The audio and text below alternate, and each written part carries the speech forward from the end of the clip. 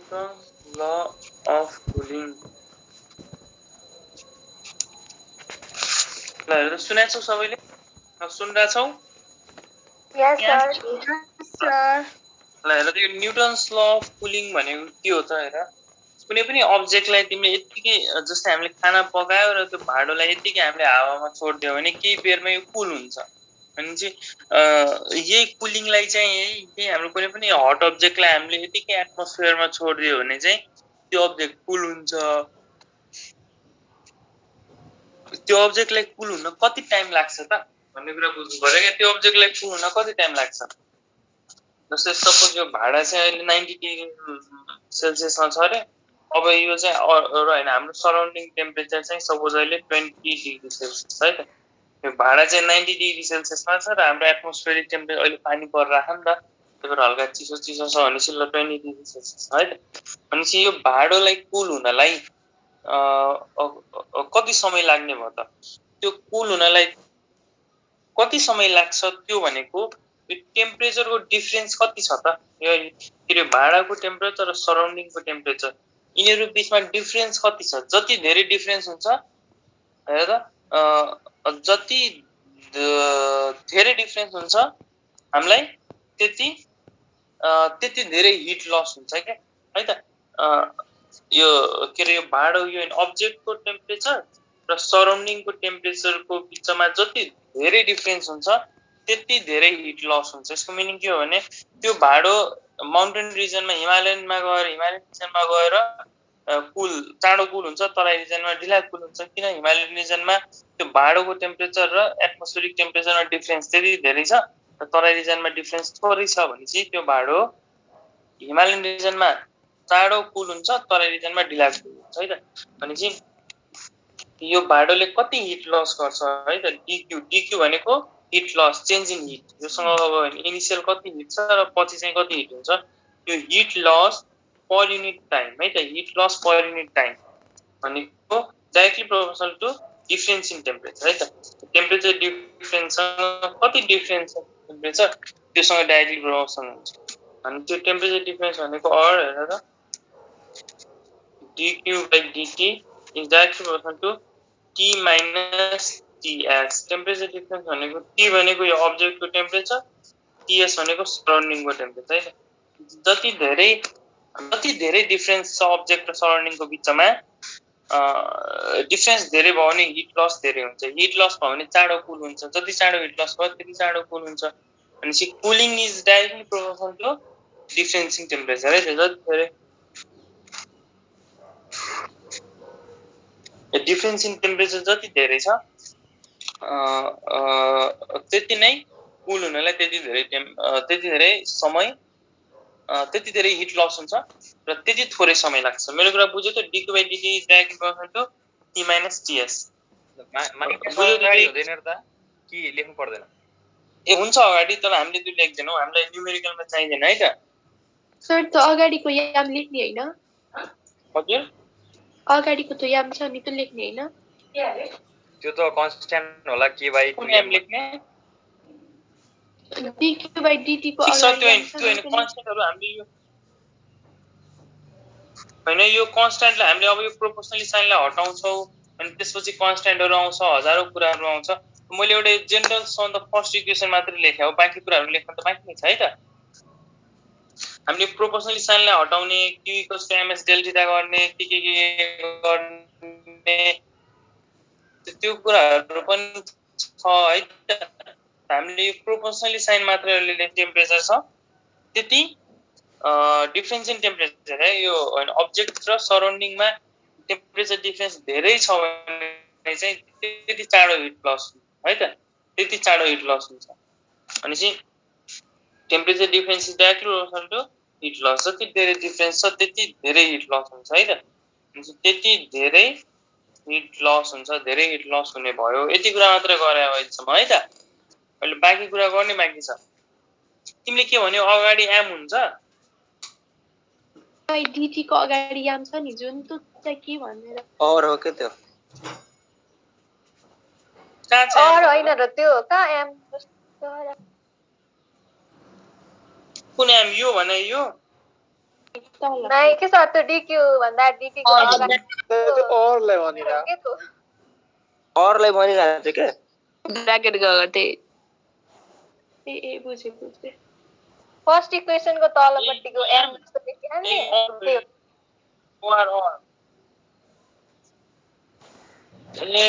ल त्यो त अर हो नि त अब तिमीले अब हैन यत्रो दिन पढिसक्यौ अब त तिमीले अब त ह्यान्डराइटिङ बुझ्नु पर्यो नि त हैन सुरुमा पो हल्का गाह्रो हुन्छ अब बिस्तारै अब लेख्ने प्याटर्नहरु बुझ्ने गर्छ कि बिस्तारै है त भनेपछि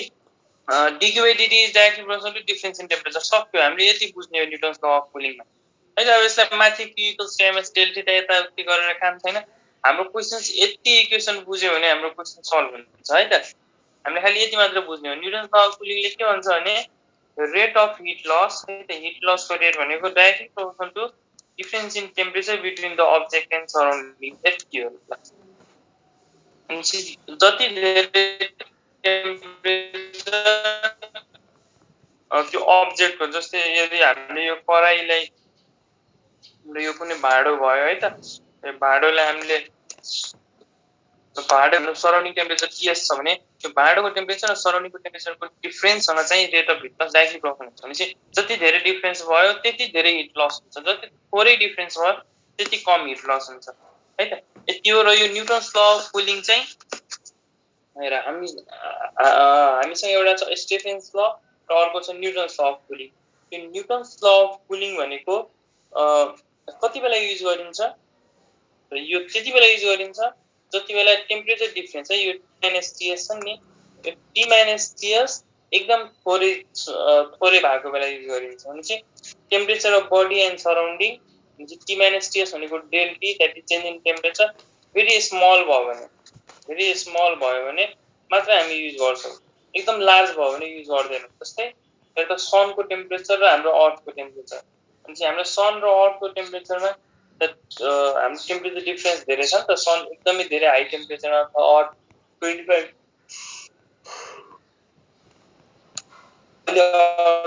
डिग्री सेल्सियसमा छ होला सनको टेम्परेचर एकदम हाई छ अनि यदि टेम्परेचर डिफरेन्स धेरै हाई भयो भने त्यति बेला स्टेफेन्स ल युज गर्छौं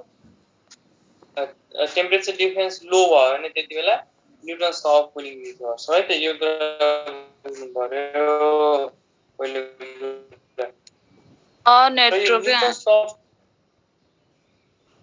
हजुर स्लो आयो सर हजुरको साउन्ड अलि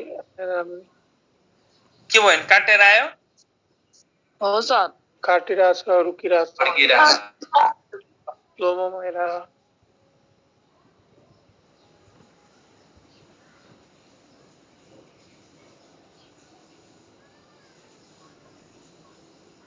हेलो अलिअलि प्रब्लम त भइहाल्छ नि बुझिहालिन्छ एकछिन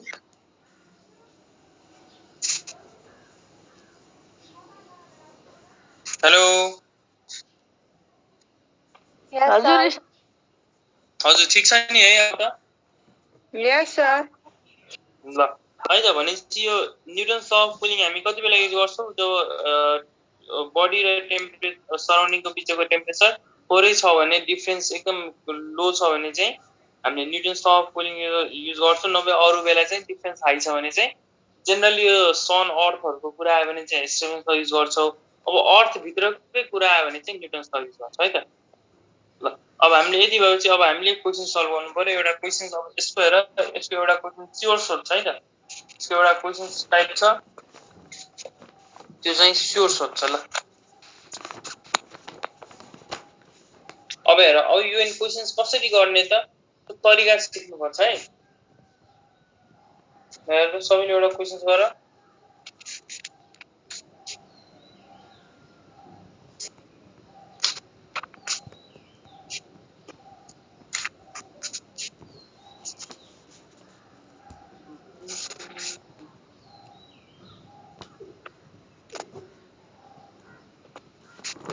राइट पहिला म 65 को ल पहाइ पहिला म एउटा क्वेशन गराउँछु त्यो क्वेशन गरेपछि बल्ल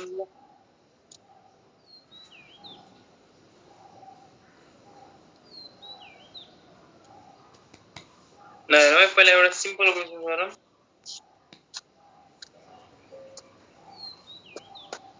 if an object cools from 80 degrees Celsius to 70 degrees Celsius in 1 minute,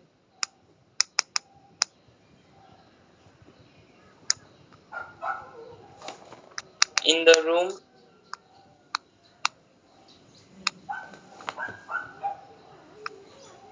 at 30 degrees Celsius.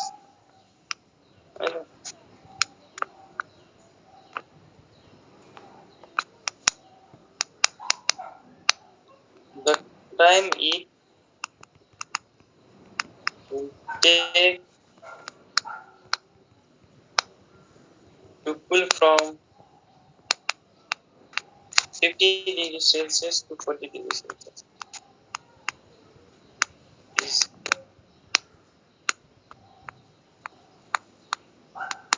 2 minutes, 3 minutes, 4 minutes, 5 minutes. हेर त कुनै पनि अब्जेक्ट 80 डिग्री सेल्सियस देखि 70 डिग्री सेल्सियस मा कुल हुनलाई 1 मिनेट लाग्यो है त। त्यसो भए 50 डिग्री सेल्सियस देखि 40 डिग्री सेल्सियस मा कुल हुनलाई कति टाइम लाग्छ त? पक्कै पनि 1 मिनेट भन्दा बढी लाग्छ है, किनभने डिफरेन्स इन टेम्परेचर उही छ 80 देखि 70 छ। अनि यसको आन्सर हामीले यति सोच्न सक्छौं पक्कै पनि 1 मिनेट भन्दा बढी लाउँछ होला। ल भन त किन मैले यो सोचे, मैले किन सोचे 1 मिनेट भन्दा बढी लाउँछ भने हेर त, जब डेल्टी है difference in temperature between the body र सराउन्डिङ धेरै छ भने त्यो जति धेरै टेम्परेचर छ त्यो त्यति चाँडो कुल हुन्छ के। अनि चाहिँ अहिले त हाम्रो 80 डिग्री सेल्सियस छ नि त, त्यो भाडोको टेम्परेचर 80 डिग्री सेल्सियस छ। पछि 80 देखि 70 कुल हुनु छ भनेपछि त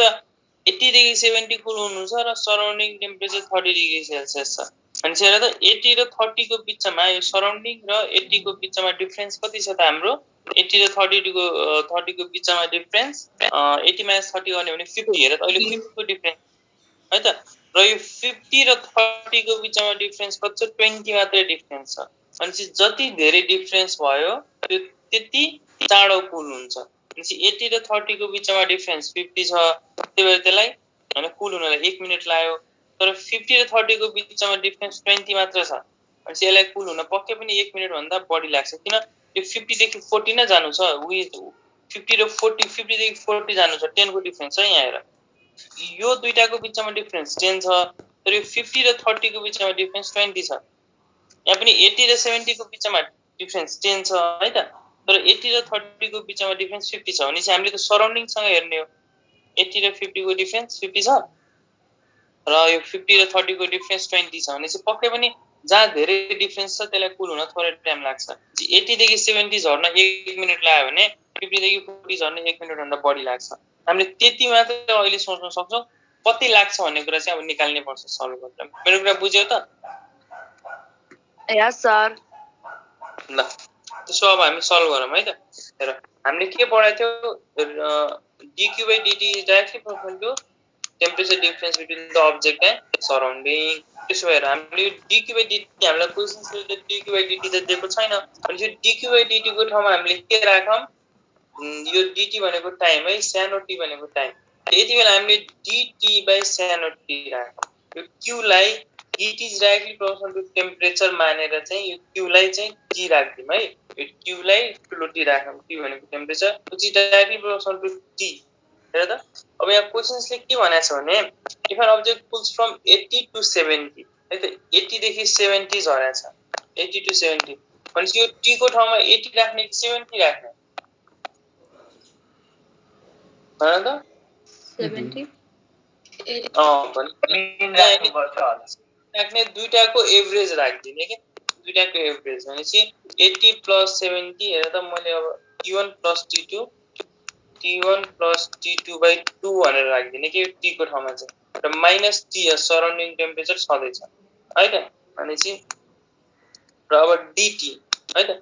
चेन्ज इन टेम्परेचर dt भनेको छ, भनेपछि चेन्ज इन टेम्परेचर कति भयो त 80 देखि 70 गएको छ त भनेपछि 80 - 70 यो चेन्ज भयो बाइ dt dt भनेको टाइम भयो is directly proportional to T1 + T2/2 minus temperature of surrounding. ल यो हाम्रो अब कम्प्लिट इक्वेसन भयो है त कम्प्लिट इक्वेसन भयो यो 80 - 70 लाई के गरौँ T1 - T2 राख्यौं है त भनेपछि यो हाम्रो कम्प्लिट इक्वेसन भयो। अब हामीले हरेक क्वेशन्समा हरेक न्युटन्स ल अफ कुलिङको क्वेशन्समा यसरी गर्ने है त र हामीले सुरुमा डिराइभ यसरी गर्यो त यसलाई तर हल्का मोडिफाई गर्यो है त यसलाई नि मोडिफाई गर्यो dq/dt लाई dt/dt गर्यो dt भनेको चेन्ज इन टेम्परेचर भनेपछि T1 - T2 t भनेको एभरेज टेम्परेचर लियो T1 र T2 लाई डिभाइड बाइ 2 गर्यो एभरेज टेम्परेचर लियो ts भनेको सराउन्डिङकै टेम्परेचरलाई लियो र यसरी हामीले चाहिँ यसलाई मोडिफाई गर्यो। मेरो कुरा बुझ्यौ त है त हरेक क्वेशन्समा यसरी नै गर्दै जाने dq को ठाउँमा dt लिने t को ठाउँमा एभरेज टेम्परेचर लिने ts को ठाउँमा त्यही छ जस्ताको त्यस्तै गर्ने। मेरो कुरा बुझ्यौ सबैले? यस सर। भने त्यहाँबाट हाम्रो दुईवटा इक्वेसन बन्छ र पहिलो इक्वेसन 80 र 70 को बिचमा 80 डिग्री सेल्सियस देखि 70 डिग्री सेल्सियसमा ड्रप भएको छ भनेपछि dq/dt को ठाउँमा dt/dt गरौँ है त 80 - 70 dt र टाइम पनि दिएको छ हामीलाई 1 मिनेट है त 1 मिनेट दिएको which is equals to average temperature हेर 80 + 70 है त एभरेज टेम्परेचर कति हुन्छ 80 60 150 है त 80 + 70 डिभाइड बाइ 2 गर्नु पर्यो 80 + 70/2 माइनस टेम्परेचर अफ सराउन्डिङ कति दिएको छ 30 डिग्री सेल्सियस। यो हाम्रो पहिलो इक्वेसन भयो त यसलाई सल्भ गर्नु भएन हेर तिमीले यो हेर यसलाई सल्भ गर्यो भने हाम्रो फेरि अर्कै आन्सर आउँछ त्यही भएर यो इक्वेसनलाई सल्भ गर्नु भएन यसलाई इक्वेसन 1 मान्नु पर्यो हेर अब हैन अर्को इक्वेसन हेर त अर्को इक्वेसन कति झरेछ 50 डिग्री सेल्सियस देखि 40 डिग्री सेल्सियसमा झरेछ 50 - 40 बाइ टाइम यही टाइम निकाल्नु छ हामीलाई कति टाइम लाग्छ कुल हुन यही टाइम निकाल्नु छ dt है त dt which is equals to 50 छ र 40 छ भने 50 + 40/2 minus surrounding temperature 30 degree Celsius छ यो हाम्रो इक्वेसन 2 भयो है त। अब हामी के गरौँ इक्वेसन 1 लाई इक्वेसन 2 ले डिभाइड गर्दियौं र त्यहाँबाट यो dt को भ्यालु निकाल्दियौं। त्यसैले त 80 - 17 गर्दा कति आउँछ 10 आउँछ त्यसै 50 - 40 गर्दा पनि 10 आउँछ भनेपछि 10/1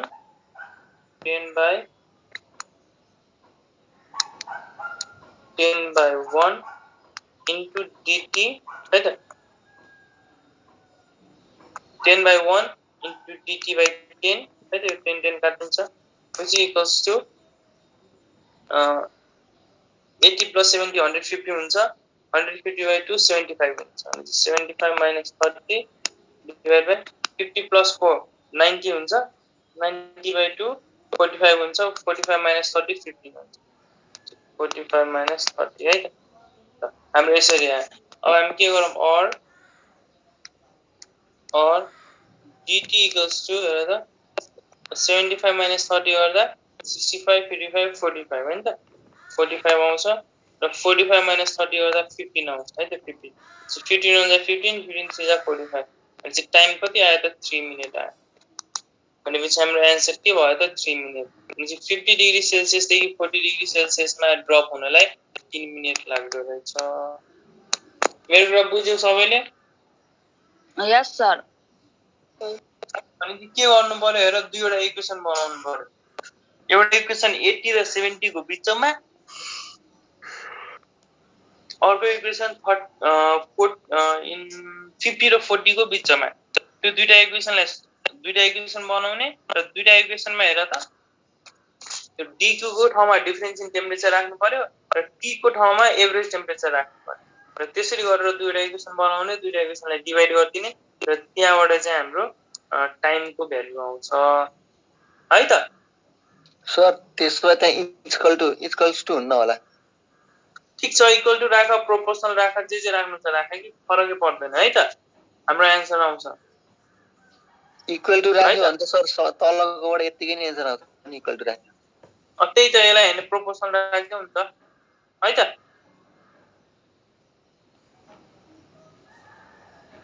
है त भनेपछि हामीले के गर्नु पर्यो त हामीले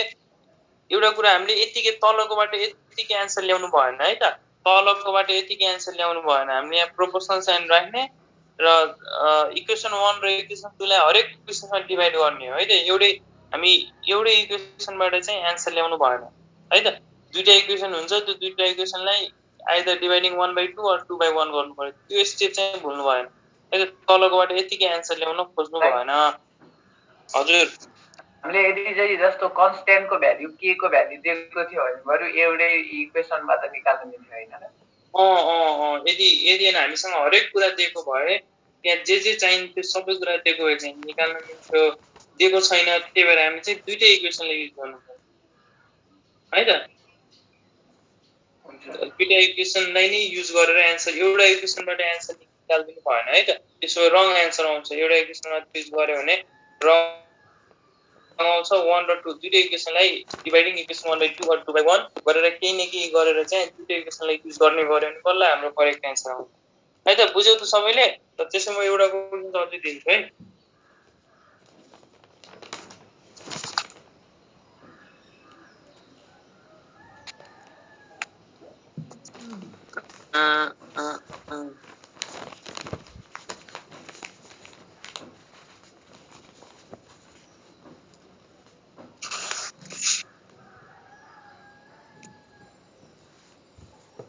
न एक्चुअली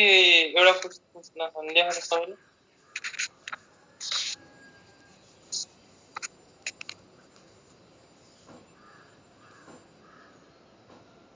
भन्नु सर ल एउटा क्वेशन लेख त it takes 5 minutes to cool liquid right from 60 degrees Celsius to 40 degrees Celsius right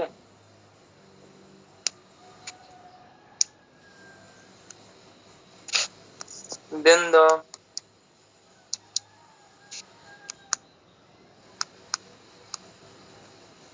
temperature after 5 minutes right if the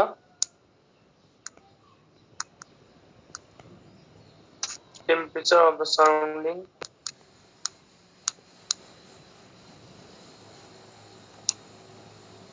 it takes 5 minutes to cool liquid from 60 to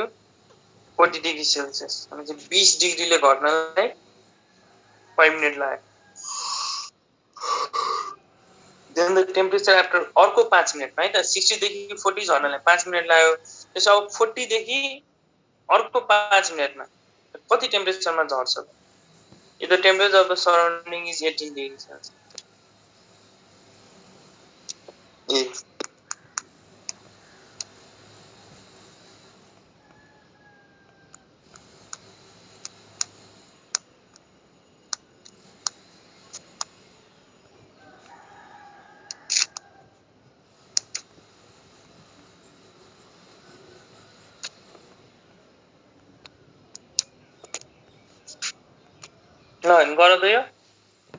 it takes 5 minutes to cool liquid from 60 to 40 हैन त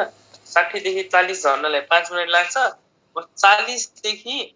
अर्को 5 मिनेटमा कतिमा झरेर पुग्छ त अनि हामीलाई हजुर हजुर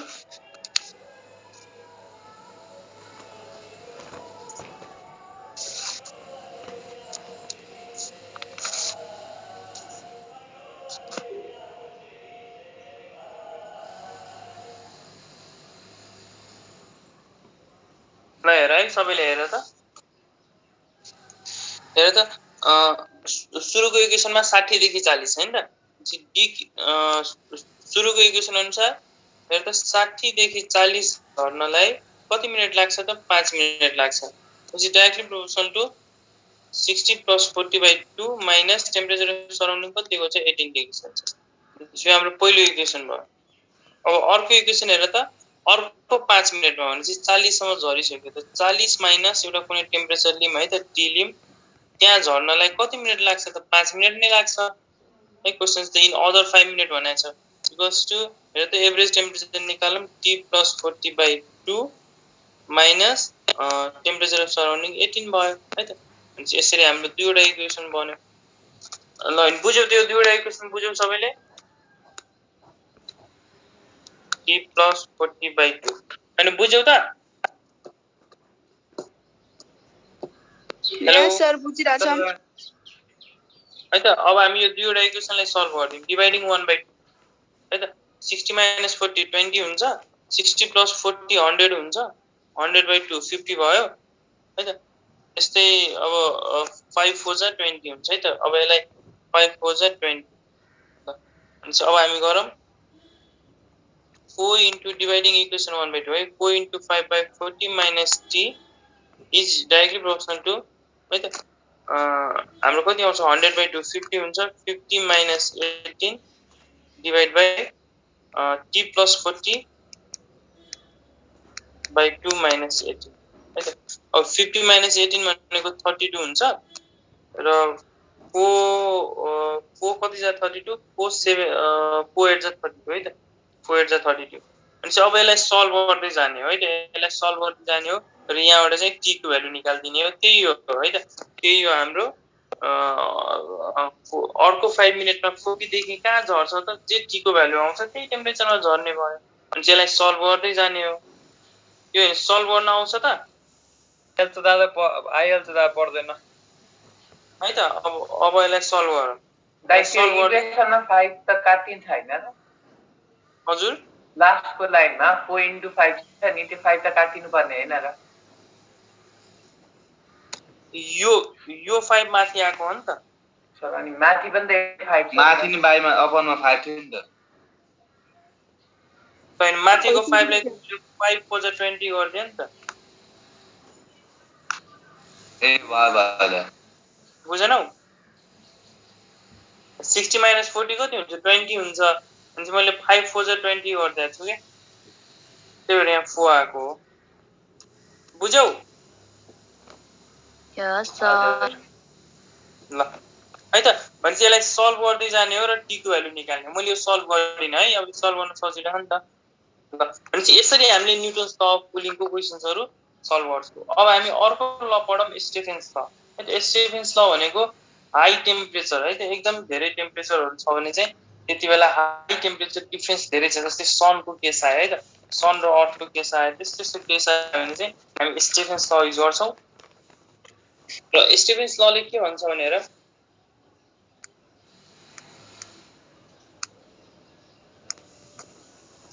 स्टेफेन्स लले के भन्छ भने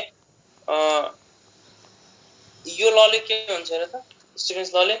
कुनै पनि एउटा बडी छ है कुनै पनि एउटा बडी छ अब त्यो ब्ल्याक बडी होस् या सन होस् या स्टार होस् जे पनि होस् हैन तर कुनै पनि बडी एट हाई टेम्परेचर है त्यो टेम्परेचर एकदम धेरै हाई टेम्परेचर भएको बडी छ सन स्टार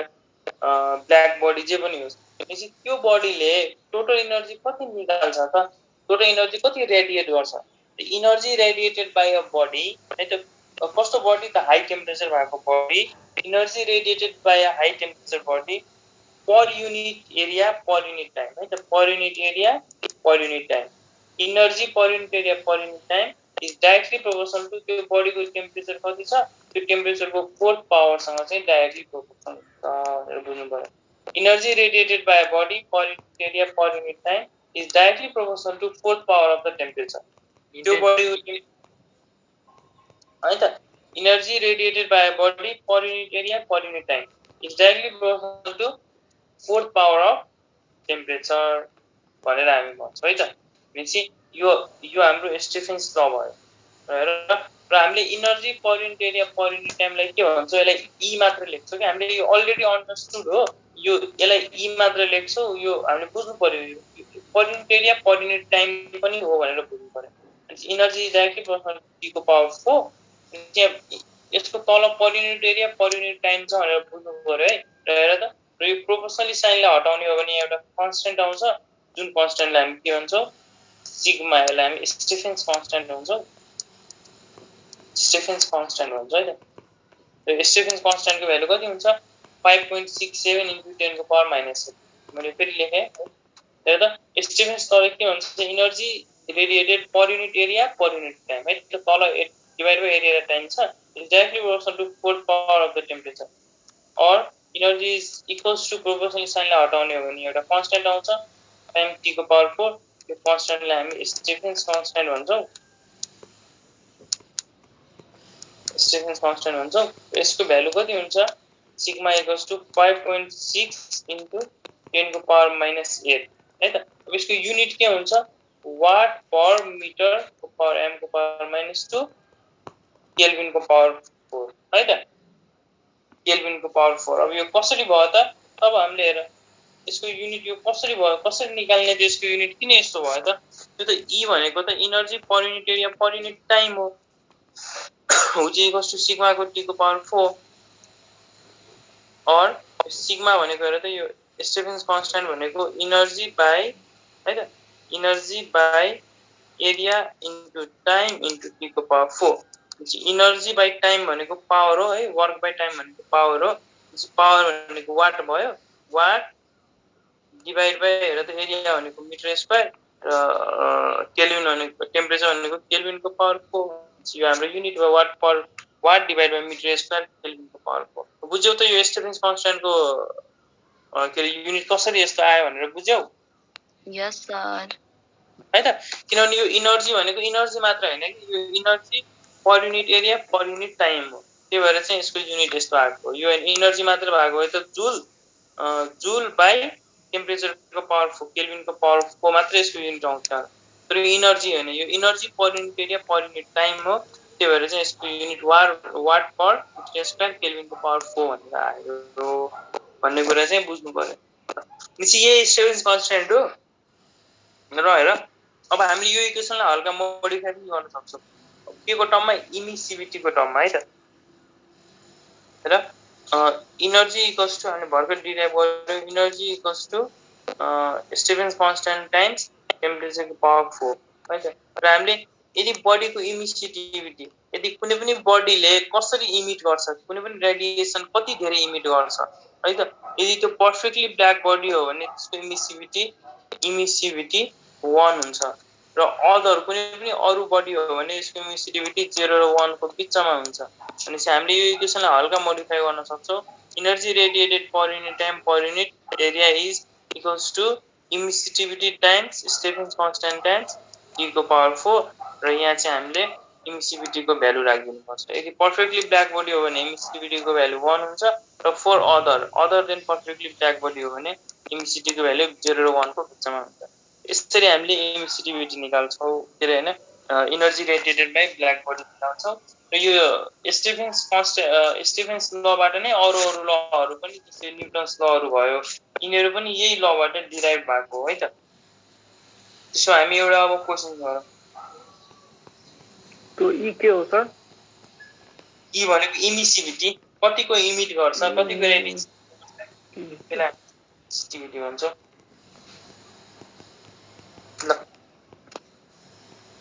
ल एउटा क्वेशन गरौँ सबैले the rate of the radiation of a black body at certain temperature is E joule per second, right? When is temperature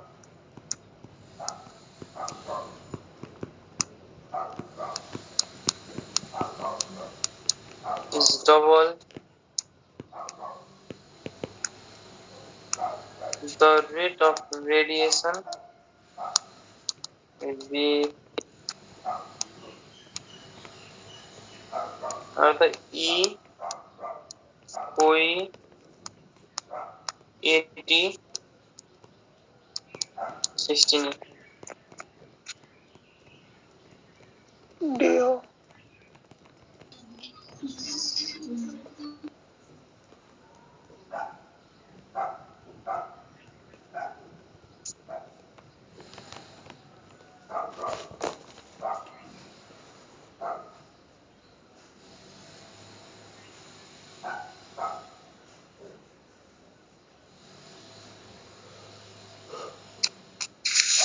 गर सबैले गर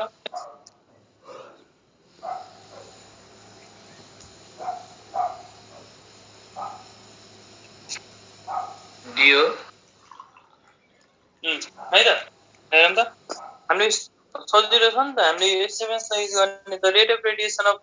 black body at certain temperature is usual भनेपछि certain टेम्परेचरमा energy भनेको direct to T को power 4 है त when its temperature is double त्यति बेलाको इनर्जी रेट अफ रेडिएसन ई निकाल भनेको छ त ई ड्याश इक्वल्स टु डाइरेक्टली बस्नु टु टेम्परेचर डबल त 2 टी को पावर 4 भयो भनेपछि ई ड्याश इक्वल्स टु 2 को पावर 4 भनेको 16 टाइम्स टी को पावर 4 र यो टी को पावर 4 लाई ई ले रिप्लेस गर्नु भनेपछि 16 ई बुझ्यौ त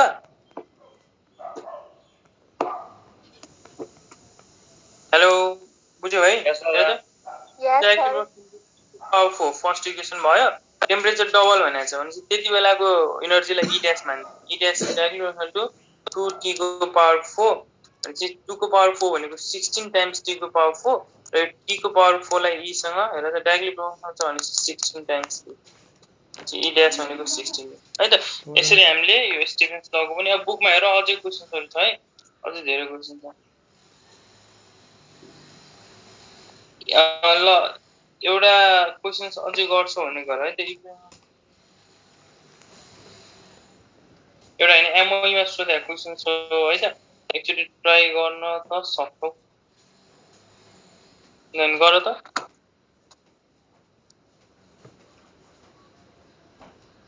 if the absolute temperature of a radiating body is suddenly half right suddenly half गर्यो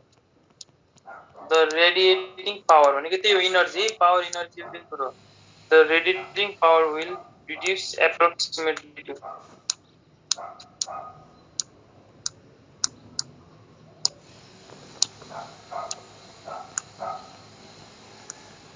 25%, 12.5%, 6.25%, 3.12%.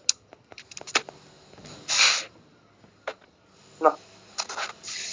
If the 6.25%. हेर त टेम्परेचर आदि गरियो भने चाहिँ इनिशियल इक्वेसन भयो E direct equal to T को पावर 4 अर्को इक्वेसन भयो E dash E direct equal to T by 4 हैन त आदि गर्यो टी बाइ 2 को पावर 4 अब यहाँबाट सल्भ गरेर निकाल्दियौ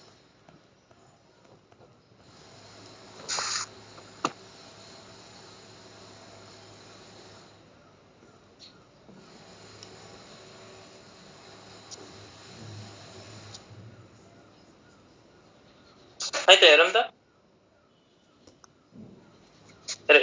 हेर initial equation energy directly equal to T को पावर 4 यो फर्स्ट इक्वेसन भयो second equation E dash E directly equal to ठ्याक्क आदि गराएछ भने ई बाइ 2 को पावर 4 यो भनेको टी बाइ 2 भनेको टी को पावर 4 डिवाइड बाइ 16 हैन त टी को पावर 4 डिवाइड बाइ 16 यो भनेको टी को पावर 4 लाई तिमीले ई लेख्न सक्छौ भने ई बाइ 16 भयो यसको ई बाइ 16 भयो यसको मिनिङ के भयो त ई ड्याश भनेको 1 by 16 times e भयो है त e ड्याश कति हुन्छ 1 by 16 times e अब 1 by 16 गरेर 16 डिवाइड बाइ 1 गरेर 0.000 16 6 are 96 हैन त 16 6 are 96 यहाँ 4 आउँछ 0 राखम 16 2 are 32 है त 16 2 are 32 ल सक्यो 0.062 आयो भने 0.062 times e भयो है त ई ड्याश भनेको 0.062 टाइम्स ई भयो र यसलाई पर्सेन्टेजमा सोधिराख है त अब पर्सेन्टेजमा गर्नु छ भने चाहिँ इन्टु 100% गर्नु पर्यो अब 0.062 इन्टु 100 गर्यो भने त्यसमा यहाँ शिफ्ट हुन्छ भने चाहिँ 6.2 इन्टु ई भयो भने चाहिँ ई ड्याश कति हुँदो रहेछ त 6.2% अफ टोटल ई हुँदो रहेछ भने चाहिँ कतिमा रिड्युस भयो त 6.25 or 6.2% मा रिड्युस भयो बुझ्यौ त यस सर ल अब हामी अर्को ल पढौं स्टिफेन के अरे विन्स डिस्प्लेसमेन्ट ल है यो सबभन्दा इम्पोर्टेन्ट ल हो र सजिलो ल पनि हो विन्स डिस्प्लेसमेन्ट ल सबैले लेखौँ त ल विन्स डिस्प्लेसमेन्ट ल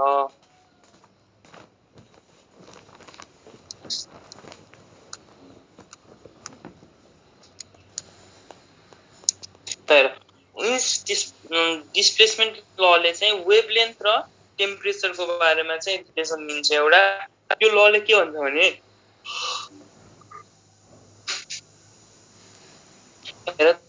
वेभलेन्थ भनेको के को फिचर हो वेभलेन्थ भनेको कुनै पनि लाइट हो है त वेभलेन्थ भनेको डीप ब्रगली वेभ हामीले जुनसुकै वेभलेन्थ पढ्यो भने चाहिँ वेभलेन्थले वेभको नेचर दिन्छ है त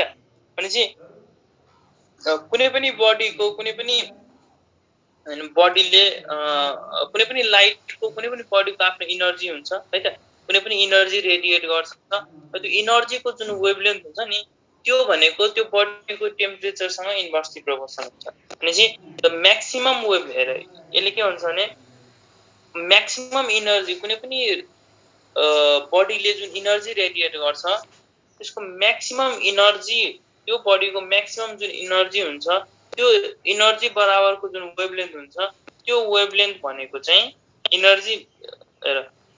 energy corresponding to maximum energy corresponding to wavelength के कुनै पनि बडीले जुन इनर्जी रेडिएट गर्छ है त जुन सदा म्याक्सिमम इनर्जी जुन त्यसले रेडिएट गर्न सक्छ त्यसको करेस्पोन्डिङ वेभलेन्थ भनेको त्यो बडीको टेम्परेचरसँग इन्भर्सली प्रोपोर्सनल हुन्छ यति कुरा मात्र सम्झिनु है त पछि लेम्डा चाहिँ टाइमसँग इन्भर्सली प्रोपोर्सनल हुन्छ यति कुरा बुझ्नु पर्यो wavelength is inversely proportional to time हैन टेम्परेचर है wavelength is inversely proportional to temperature यो टी भनेको टेम्परेचर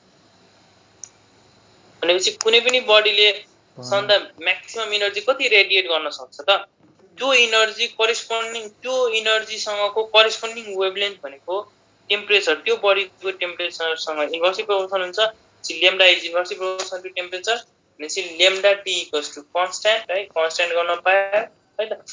लेम्डा टी कन्स्ट्यान्ट भयो भने lambda 1 t1 equals to lambda 2 है त lambda 1 t2 equals to lambda 2 यो हाम्रो इक्वेसन आउँछ अब एक्जाममा हामीलाई यो लेम्डा 1 t1 लेम्डा 2 t2 यो मध्ये कुनै तीनवटा दिन्छ र कुनै एउटा निकाल भन्छ त्यो हामी सकिहाल्छौँ बुझ्यौ त एकचोटि अझै भनिदिनु सर हजुर बुझिम सर है त भनेपछि विन्स डिस्प्लेसमेन्ट लले के भन्छ भने कुनै पनि बडीले म्याक्सिमम इनर्जी जति रेडिएट गर्छ त्यो इनर्जीको करेस्पोन्डिङ वेभलेन्थ भनेको त्यो बडीको टेम्परेचरसँग इन्भर्सली प्रोपोर्सनल हुन्छ त्यति हो lambda is inversely proportional to temperature भनेपछि जस्तै हेर न बोइल्स हामीले बोइल्स लमा के गर्थ्यौ pressure is inversely proportional to volume गर्थ्यो हैन त त्यही हो नि lambda is inversely proportional to temperature बोइल्समा के गर्थ्यौ p1 v1 p2 v2 गर्थ्यौ त्यसरी नै यहाँ लेम्डा 1 t1 लेम्डा 2 t2 अब यो तीनवटा कुनै पनि डाटा हामीलाई क्वेशनले दिन्छ र एउटा डाटा निकाल भन्छ त्यो निकाल्न सकिन्छ है त Yes. ल अब त्यसो अब हामी क्वेशन गरौँ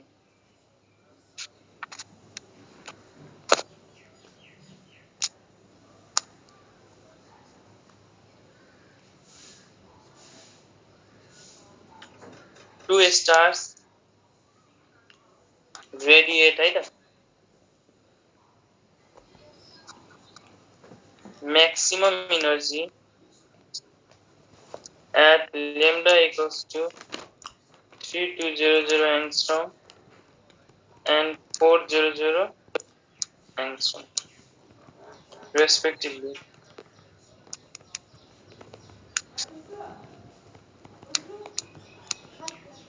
The ratio of the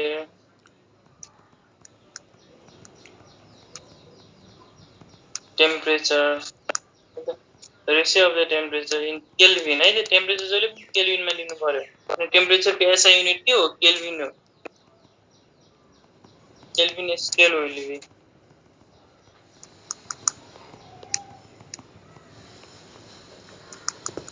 4:5 5:4 25:16 4:4 5:4 ल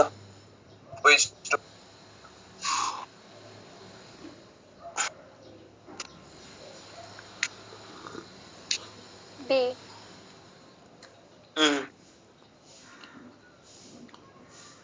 गर सबैले गर 5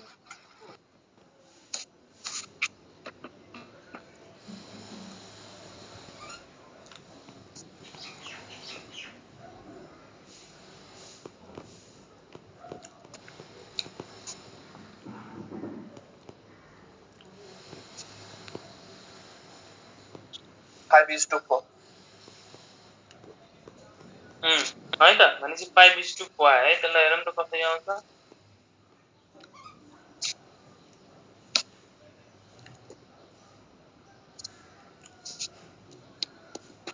एउटा 2 स्टार्स रेडिएटेड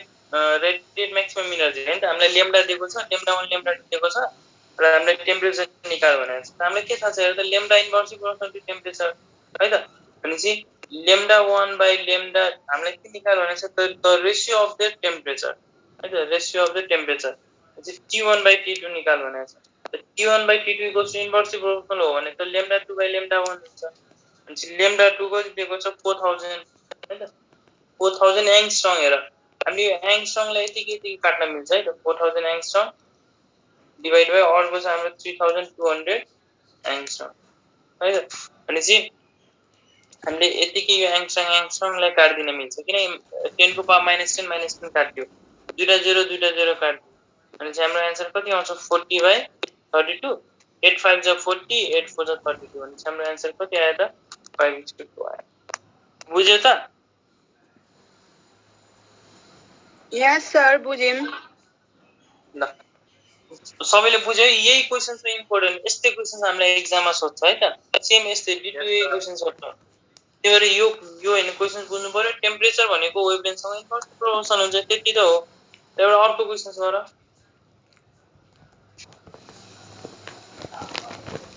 सर डिग्री सेल्सियसमा निकाल्नु पर्यो भनेको है डिग्री सेल्सियसमा रेशियो निकाल्नु परेको भए त्यही हो काटिन्छ नि तलमाथि काटिन्न सेल्सियस र केल्भिन त हैन के दुईवटा टेम्परेचर हुन्छ नि त तल बुझ्यौ त तिमीलाई यो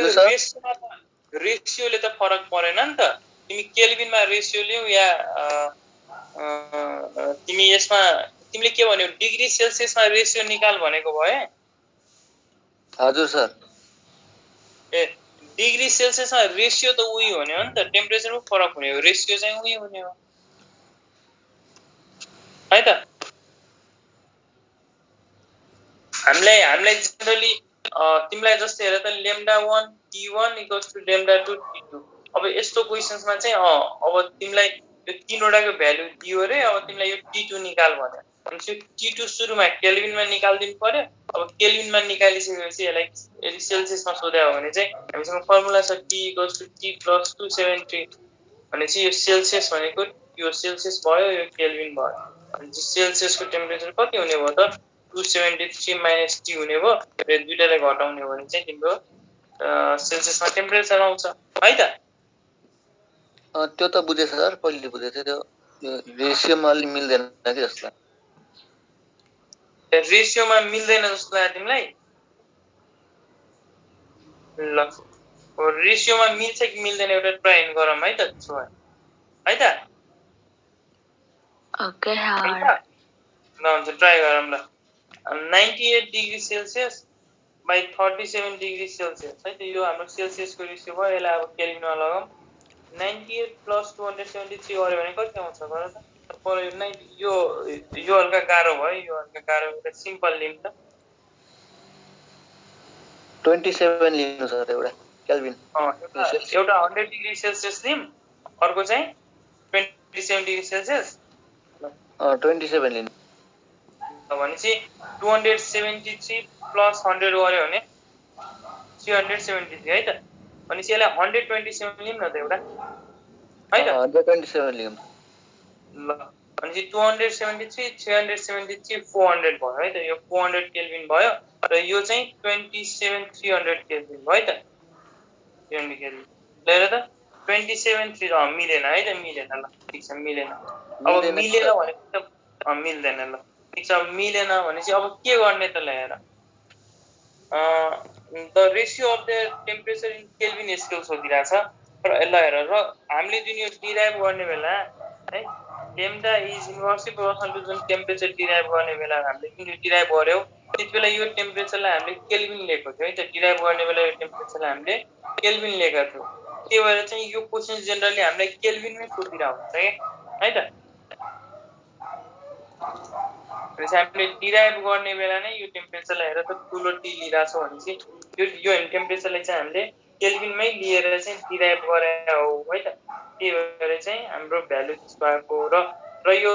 लेम्डा जुन हाम्रो कन्स्ट्यान्ट आउँछ नि लेम्डा टी कन्स्ट्यान्ट त्यो पनि हेर त यो कन्स्ट्यान्ट पनि केल्भिनमै छ कि विन्स डिस्प्लेसमेन्ट लमा हामीले के भन्यो wavelength corresponding to maximum energy त्यो भनेको इन्भर्सली प्रोपोर्सनल टु टेम्परेचर और lambda M T equals to constant आउँछ र यो कन्स्ट्यान्ट जुन आउँछ नि त्यसको भ्यालु त्यसलाई हामी बी ले रिप्रेजेन्ट गर्छौँ र यो कन्स्ट्यान्टको भ्यालु के हो भने 2.89 इन्टु 10 को पावर -3 र त मिटर केल्भिन हो भनेपछि यो कन्स्ट्यान्टको भ्यालु पनि केल्भिनमै लिएको छौँ कि है त अनि चाहिँ हामीले के बुझ्नु पर्यो भने यो डिराइभ गर्ने बेला नै हामीले टेम्परेचर केल्भिनमै लिएर डिराइभ गरेका छौँ त्यही भएर यो कन्स्ट्यान्टको भ्यालु पनि केल्भिनमै छ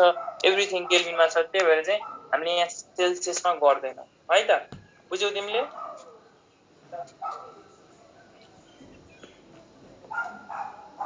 बुझ्यौ त है त अनि चाहिँ डिराइभ गर्ने बेला नै हामीले हेर न यो कन्स्ट्यान्टलाई पनि केल्भिनमा लिएको छौँ भनेपछि यो हामीले यो डिराइभ गर्ने बेला नै हामीले केल्भिनलाई लिएर गर्यौँ त्यही भएर हामीले सोध्ने बेला केल्भिनमै सोध्छ अब एउटा अर्को क्वेसन हेरौँ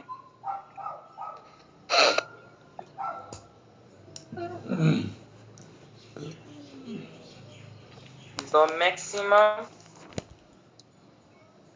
wavelength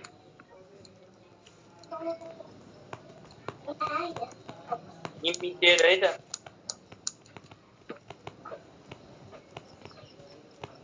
by the sun at the temperature in Kelvin है त टेम्परेचर केमा त केल्भिनमा हेर त सबैले केल्भिनमै भनिरहेको छ भने यो डिराइभ गर्ने बेला नै केल्भिनमै गरे हो T1 T2 and T3 are 650 nanometer 580 nanometer and 350 nanometer respectively.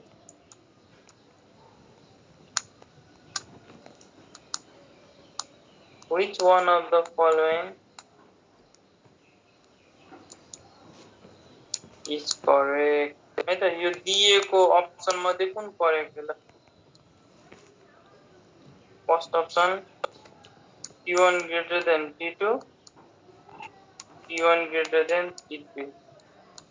Second option, T3 greater than T1,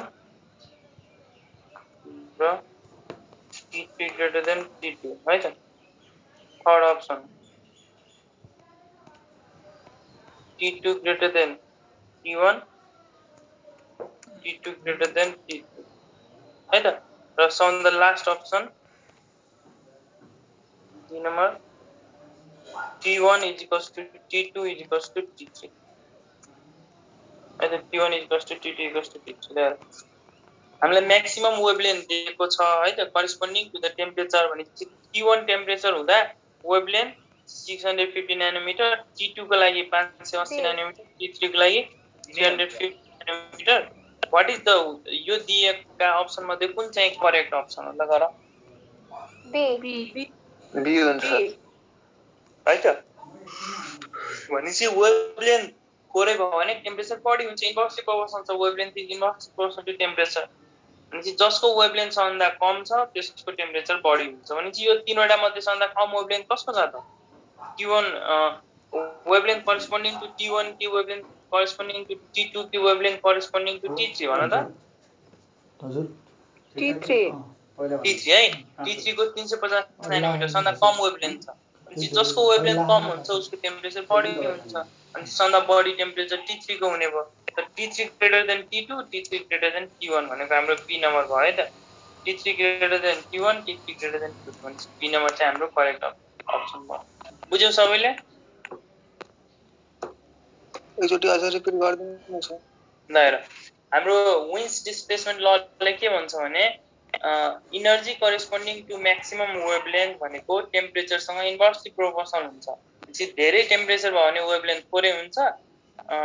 थोरै वेभलेन्थ भयो भने टेम्परेचर धेरै हुन्छ अनि यो तीनवटा हामीलाई तीनवटा वेभलेन्थ दिएको छ 650 580 र 350 यो तीनवटा वेभलेन्थ यो टी भएर यहाँ रेस्पेक्टिभली भन्ने टर्म युज गरेर छ है त रेस्पेक्टिभली यसको मिनिङ के हो भने सिक्वेन्समा जानु पर्यो T1 को वेभलेन्थ यो हो T2 को वेभलेन्थ यो हो T3 को वेभलेन्थ यो हो है त जसरी दिएको छ त्यो यो भने रेस्पेक्टिभली युज गर्नु भनेको रेस्पेक्टिभली भनेको त्यो सिक्वेन्स मिलाउनु पर्यो के जताततै ह्याफहेजर्डली गर्नु भएन T1 भनेको 650 T2 भनेको 580 T3 भनेको 350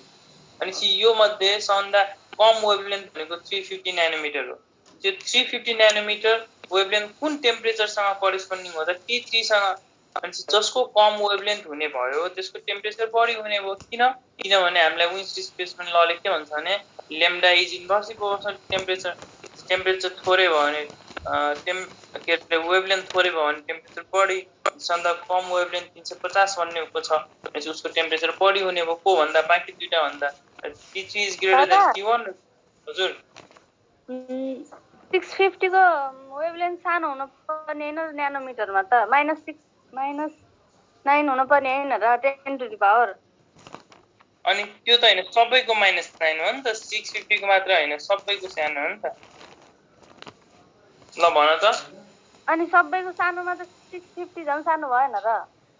ए ल हुन्छ हेरौँ न त कुन छ सानो कुन छ ठुलो है त हेरौँ त 650 न्यानोमिटर 580 न्यानोमिटर र 350 न्यानोमिटर हैन न्यानोमिटर भनेको 10 को पावर -9 ल 650 into 10 को पावर -9 580 into 10 को पावर -9 350 into 10 को पावर -9 ल है आज हामी के पढ्छौं greater than and less than भन्ने टपिक है त हामीले जुन क्लास 5 6 मा पढ्थ्यौं नि त्यसलाई फेरि आज हामी कन्टिन्यू गरिरहेका छौं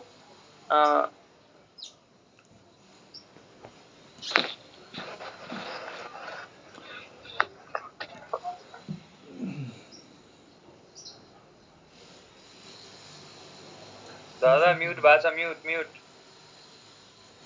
है त हामीलाई हेर त सानोमा हामीलाई सरहरुले के दिनुहुन्थ्यो हेर त put the sign greater than or less than or equals to है त हामीले यस्तो दिनुहुन्थ्यो फर्स्ट अप्सनमा दिनुहुन्थ्यो है त फर्स्ट अप्सनमा दिनुहुन्थ्यो 5 र 4 दिनुहुन्थ्यो अब बिचमा चाहिँ यस्तो साइन राख्नु पर्थ्यो है त 6 र 2 दिनुहुन्थ्यो बिचमा यस्तो साइन राख्नु पर्थ्यो सी नम्बरमा 5 र 5 दिनुहुन्थ्यो बिचमा साइन राख्नु पर्थ्यो है त डी नम्बरमा 2 र 6 दिनुहुन्थ्यो बिचमा साइन राख्नु पर्थ्यो र हामीले के गर्थ्यौ हेर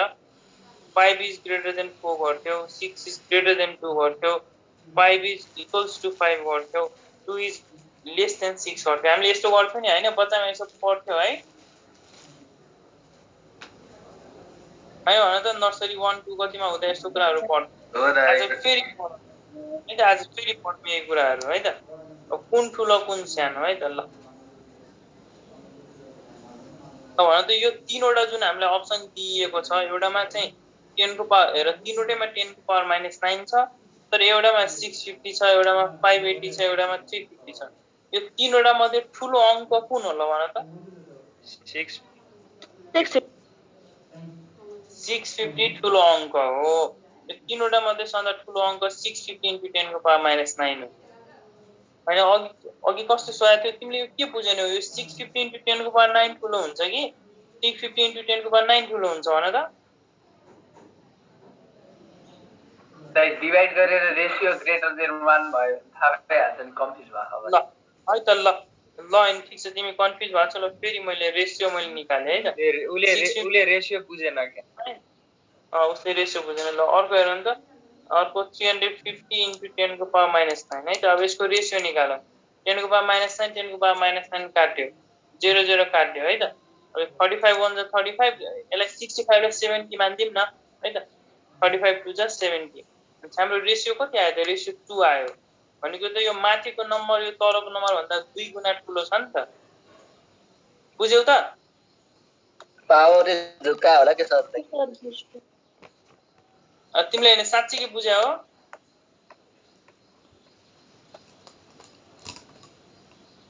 हेलो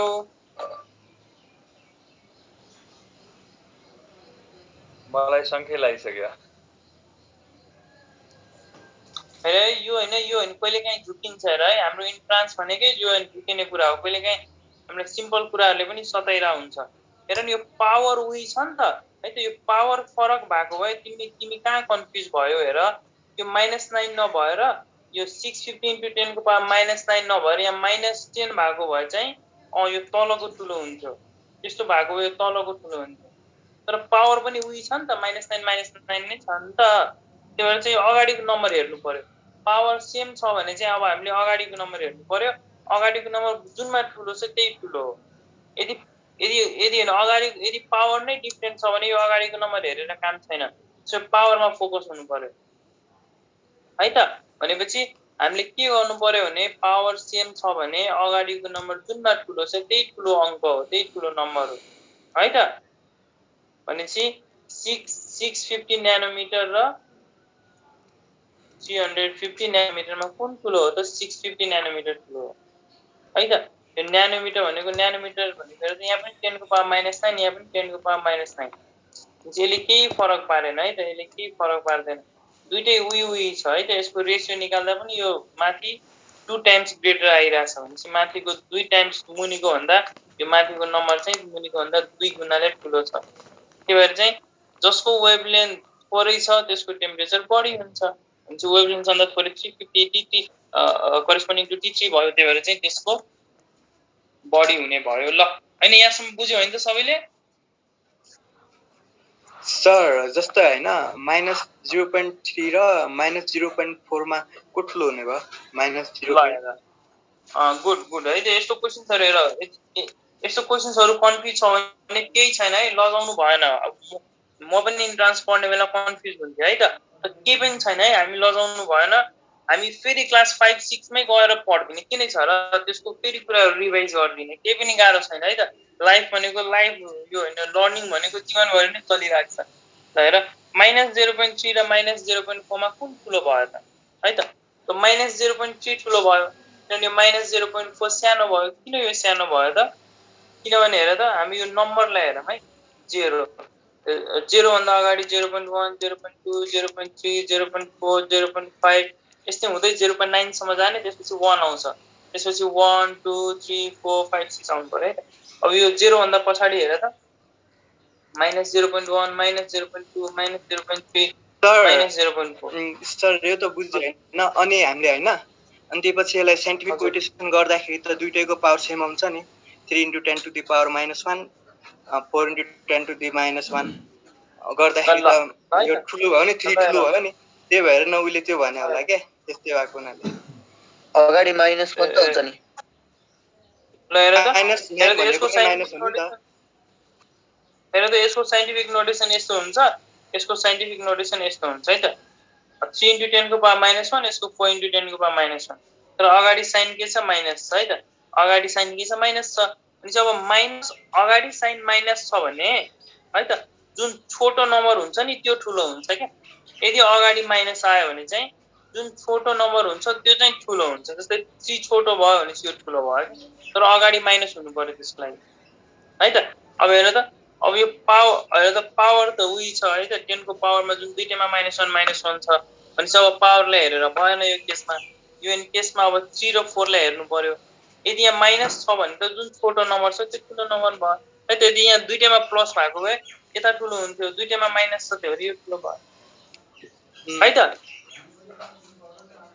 भनेपछि यस्तो कुराहरु झुकिनु बिस्तारै बिस्तारै हामीले प्र्याक्टिस जति धेरै प्र्याक्टिस गर्दै जान्छौं त्यति चाहिँ हाम्रो म्याथमेटिक्स पनि स्ट्रङ हुँदै जान्छ है त अनि चाहिँ सबै चाहिने भनेको प्र्याक्टिस हो है त अब हाम्रो आजको अर्को टपिक भयो हेर हिट इन्जिन र रेफ्रिजरेटर हिट इन्जिनले कसरी काम गर्छ अर यो हिट इन्जिनलाई हामीले अर्को नाम पनि भन्छौं के भन्छौं भने त कार्नोट इन्जिन पनि भन्छ है त हिट इन्जिनलाई हामीले कार्नोट इन्जिन दुईटैको मेकानिजम उही हुन्छ। हेर भनेपछि हिट इन्जिन र कार्नोट इन्जिनले एक तरिकाले काम गर्छ र अर्को चाहिँ रेफ्रिजरेटर है त। रेफ्रिजरेटरले अर्को तरिकाले काम गर्छ। भनेपछि यो दुईटाको कामको बारेमा हामीलाई एक्जाममा एकदमै धेरै क्वेसन सोधेको छ है त। एउटा हिट इन्जिन र कार्नोट इन्जिन र अर्को रेफ्रिजरेटर। यो दुईटाको बारेमा चाहिँ हामीलाई एक्जाममा हरेक फिजिक्समा पनि सोध्छ, केमिस्ट्रीमा पनि सोध्छ है त। भनेपछि दुईटा इन्जिन चाहिँ हामीले पढ्नै हुन्छ। एउटा हिट इन्जिन र कार्नोट इन्जिन, अर्को चाहिँ रेफ्रिजरेटर।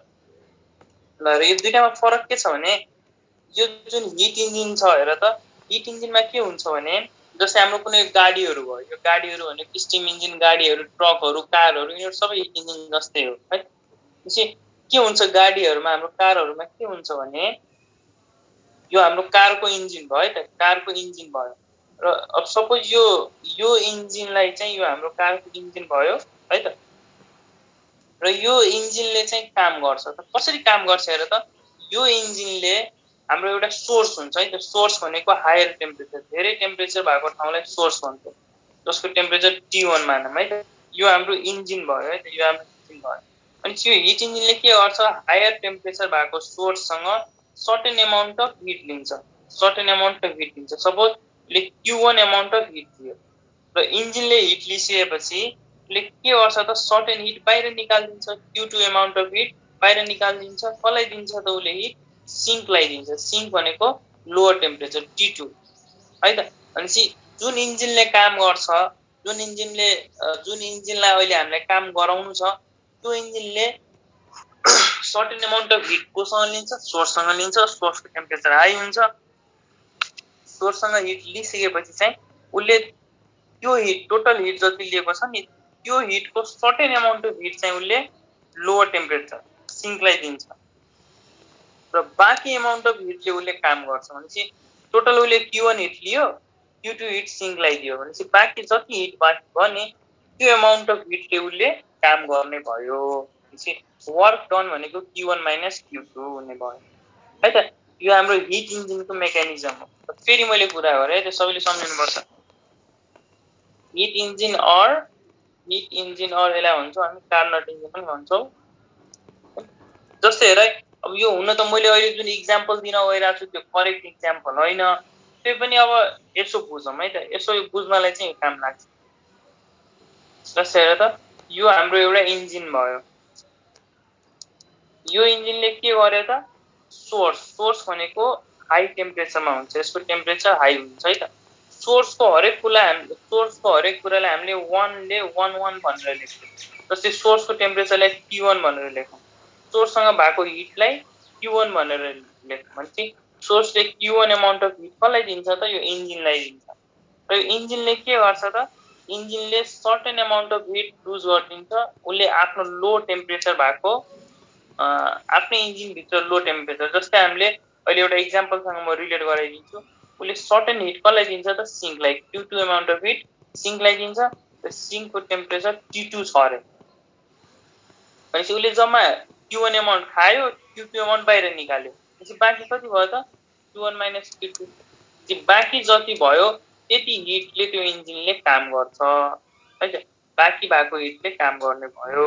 त्यो वर्क भनेको Q1 माइनस Q2 भयो। हामी कसरी बुझौँ ल, यो कार भयो र यो कार भयो, यो कारले चाहिँ हिट इन्जिन भन्छ, यो पेट्रोल जहाँ हाम्रो इन्जिनमा पेट्रोल बर्न हुन्छ नि, पेट्रोल र डिजल बर्न हुन्छ, त्यहाँबाट उसले Q1 amount of heat Leo, Q2 amount of hit उसले साइलेन्सरलाई दियो है त, आफ्नो साइलेन्सरबाट बाहिर निकालिदियो। भनेपछि Q2 एमाउन्ट अफ हिट साइलेन्सरलाई दियो, टोटल हिट Q1 लियो, पेट्रोलबाट उसले टोटल इनर्जी Q1 लियो, Q2 चाहिँ साइलेन्सरलाई दियो र बाँकी भएको हिटले चाहिँ त्यो कार अगाडि मुभ भयो क्या, त्यो कार चाहिँ ट्राभल गर्यो भने चाहिँ मोसनमा आयो। भनेपछि यसरी हामीले हिट इन्जिन बुझ्न सक्छौँ। फेरि है त, सोर्ससँग Q1 एमाउन्ट, सोर्स हायर टेम्परेचरमा हुन्छ, सिङ्क लोअर टेम्परेचरमा हुन्छ है त। जहिले पनि सम्झिनु पर्यो, हामीलाई क्वेसन्सले जुन लोअर टेम्परेचर दिएको हुन्छ नि त्यो जहिले पनि सिङ्कको हो र हायर टेम्परेचर जहिले पनि सोर्सको हो। हायर टेम्परेचर जहिले पनि सोर्सको केमा भन्नु त, हिट इन्जिन र कार्नोट इन्जिनमा। Q1 एमाउन्ट अफ हिट कहाँबाट लियो, सोर्सबाट लियो, Q2 एमाउन्ट अफ हिट साइलेन्सरलाई दियो र बाँकी भएको हिटले काम गर्यो। वर्क भनेको Q1 माइनस Q2, यही हाम्रो हिट इन्जिन हो। र अब हामीलाई इक्जाममा यो हिट इन्जिनको इफिसियन्सी निकाल्न सक्छ है त। हेर त हिट इन्जिनको इफिसियन्सी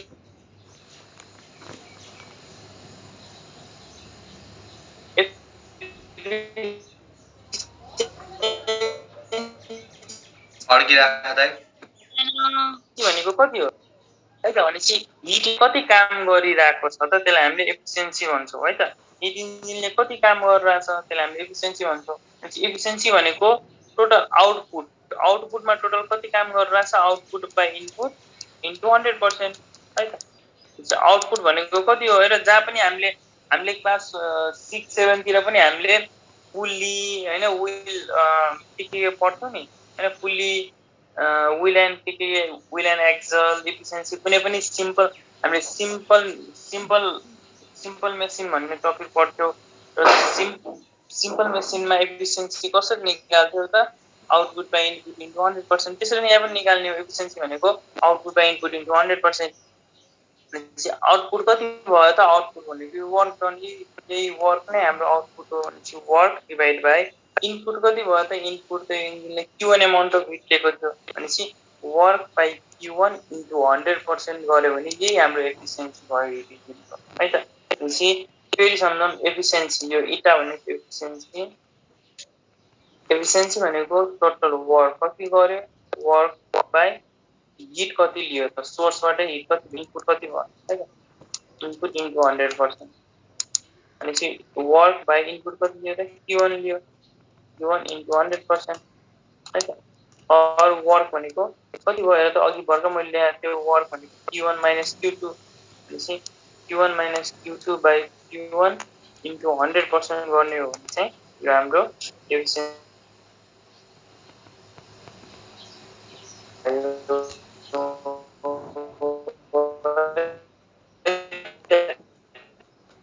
यही हाम्रो एफिसियन्सी भयो। बुझ्यो त सबै? हेलो यस सर। अर्कै आवाज आउँदैछ है त। हो अड्किरहेछ हो सर। दाइ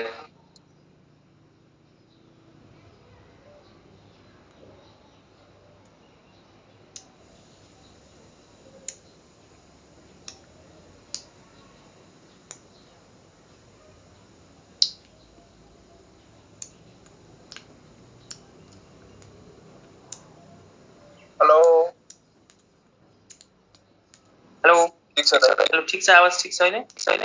भनेपछि हामीले एफिसियन्सी कसरी निकाल्छौँ त एफिसियन्सी भनेको वर्क डन कति भयो बाई इनपुट हिट कति भयो है त। भनेपछि output by input into 100%, output by input into 100% गर्छ। आउटपुट भनेको वर्क भयो, input Q1 amount of hit थियो भनेपछि वर्क भनेको Q1 minus Q2 by Q1 यसरी हामीले एफिसियन्सी निकाल्छौँ के को भनेपछि कार्नोट इन्जिन र हिट इन्जिनको। बुझ्यौ यहाँसम्म सबैले? बुझ्यो दाइ। ल अब चाहिँ हामीले हिटको टर्ममा निकाल्यो है त, हिटको टर्ममा। अब हामीलाई इक्जाममा टेम्परेचरको टर्ममा पनि सोध्न सक्छ। टेम्परेचरको टर्ममा हेर त हिटको टर्ममा के निकाल्यो एफिसियन्सी भनेको वर्क बाई Q1 इन्टु 100% निकाल्यो। और वर्क भनेको Q1 माइनस Q2 है त बाई Q1 इन्टु 100% निकाल्यो। अब यसलाई हामीले टेम्परेचरको टर्ममा हेर्नु त, यो Q1 लाई लेखिदिने इन्टु 100%। हामीले टेम्परेचरको टर्ममा पनि यसरी एफिसियन्सी निकाल्न सक्छौँ। यो अब हाम्रो हिटको टर्ममा, यो हाम्रो टेम्परेचरको टर्ममा। एकचोटि यदि इक्जाममा हामीलाई क्वेसन्सले टेम्परेचरको टर्ममा क्वेसन दिएको छ भने त्यसको टर्ममा निकाल्नु पर्यो सर। निकाल्नु पर्यो र विचार के गर्नु पर्यो भने टेम्परेचर केमा हुन्छ के भन्ने आवाज आएन? आवाजै क्लियर छैन, काटी काटी आउँछ सर।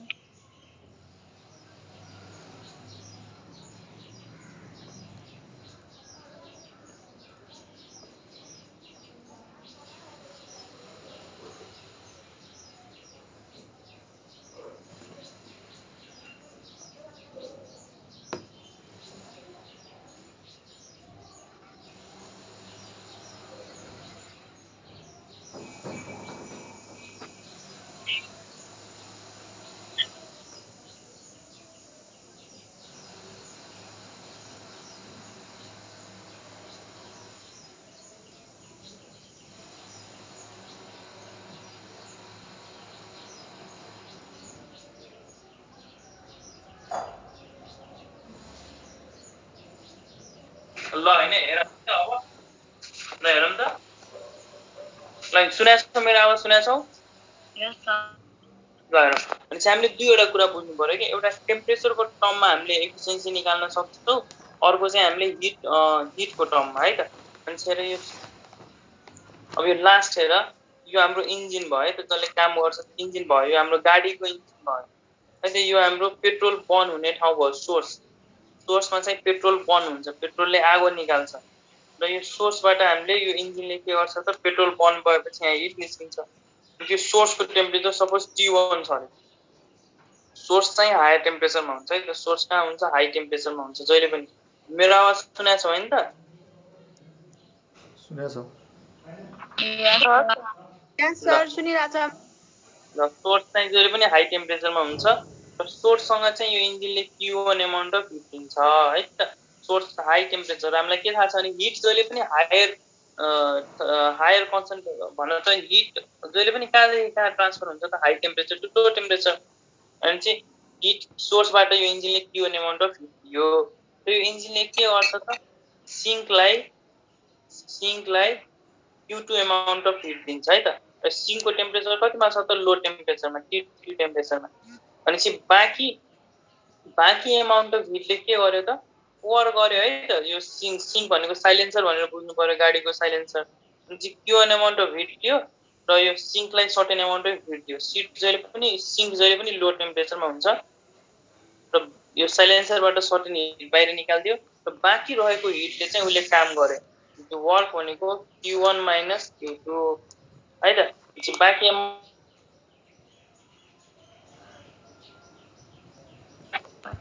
हेलो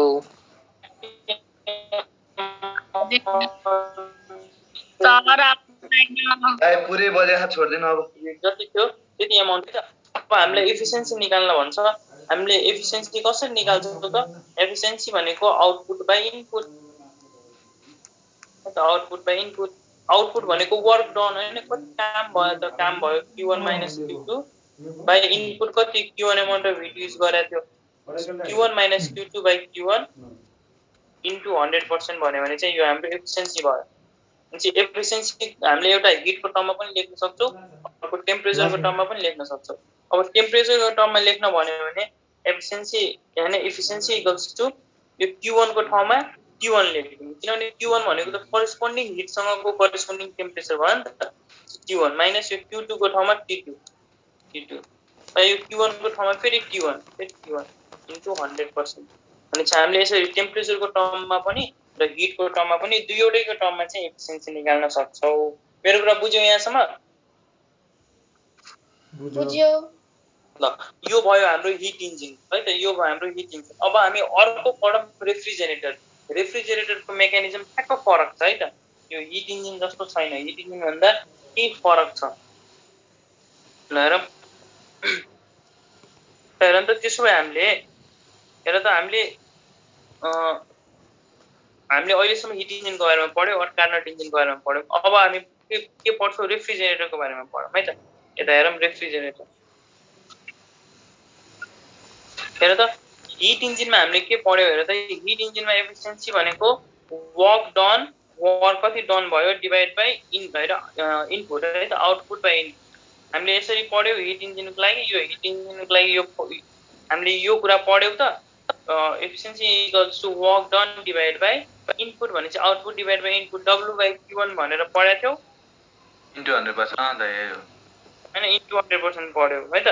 W/Q1 भनेर पढ्यौ अब यो रेफ्रिजरेटरमा के पढौँ एफिसिएन्सी भनेको ठ्याक्क यसको उल्टो गरौँ है त उल्टो गरौँ हेर त माथि W छ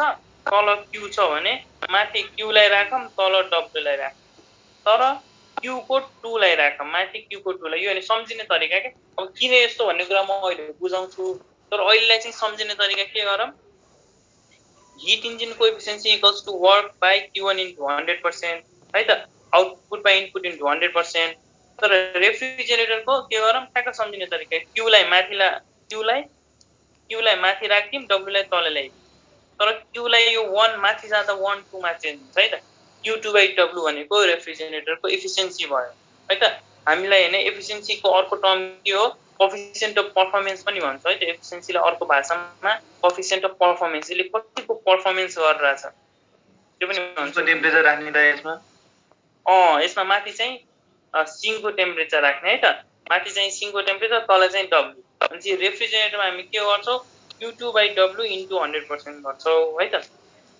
which is equals to Q2/W भनेको फेरि त्यही हो Q1 - Q2 भनेपछि यसरी हामीले रेफ्रिजरेटरको कोफिसिएन्ट अफ पर्फर्मेन्स और रेफ्रिजरेटरको एफिसिएन्सी निकाल्छौँ र हिट इन्जिनको कसरी निकाल्छौँ त हेर हिट इन्जिनको आउटपुट बाइ इनपुट भनेर सम्झनु पर्यो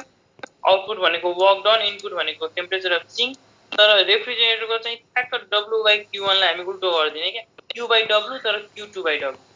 यसरी हामीले रेफ्रिजरेटरको निकाल्छौँ यसरी हामीले हिट इन्जिनको निकाल्छौँ र तिमीले अब टेम्परेचरको टर्ममा सोध्यो भने Q2 लाई T2 माइनस है त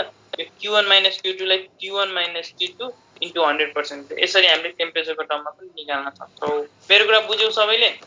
अब किन यस्तो गर्ने भन्ने कुरा अब हेरौँ है त बुझ्यौ अहिलेसम्म हामीले सम्झिने तरिका मात्र सिक्यौँ है त यो रेफ्रिजरेटरको सम्झिने तरिका मात्र सिक्यौँ किन यस्तो त्यो कुरा सिकेका छैनौँ है त अब सम्झिने तरिका कसरी सिक्ने ल मैले अब फेरि रिलेट गरेँ हिट इन्जिन यतातिर हिट इन्जिन यतातिर रेफ्रिजरेटर है त हिट इन्जिनमा एफिसिएन्सी भनेको आउटपुट कति काम कति गर्यो डिभाइड बाइ इनपुट कति है त वर्क भनेको Q1 - Q2/Q1 है त इन्टु 100% है त इन्टु 100 त गर्ने नै भयो which equals to टेम्परेचरको टर्ममा Q1 - T2/Q1 यो हाम्रो हिट इन्जिनको लागि एफिसिएन्सी भयो अब हाम्रो रेफ्रिजरेटरको लागि के गर्ने त एफिसिएन्सीको ठ्याक्क उल्टा गर्ने त्यो Q लाई माथि लग्ने W लाई तल लग्ने है त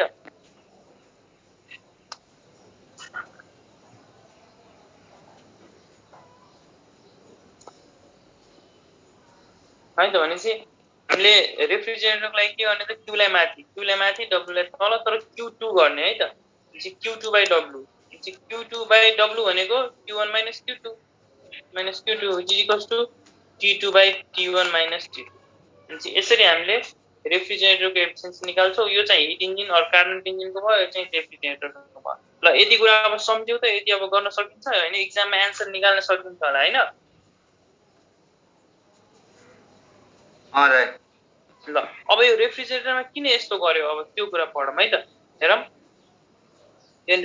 यो रेफ्रिजरेटरको मेकानिजम एकदम फरक हुन्छ र त यो रेफ्रिजरेटर भित्र हाम्रो घरमा रेफ्रिजरेटर भित्र इन्जिन हुन्छ है त त्यसलाई रेफ्रिजरेटर भन्छौँ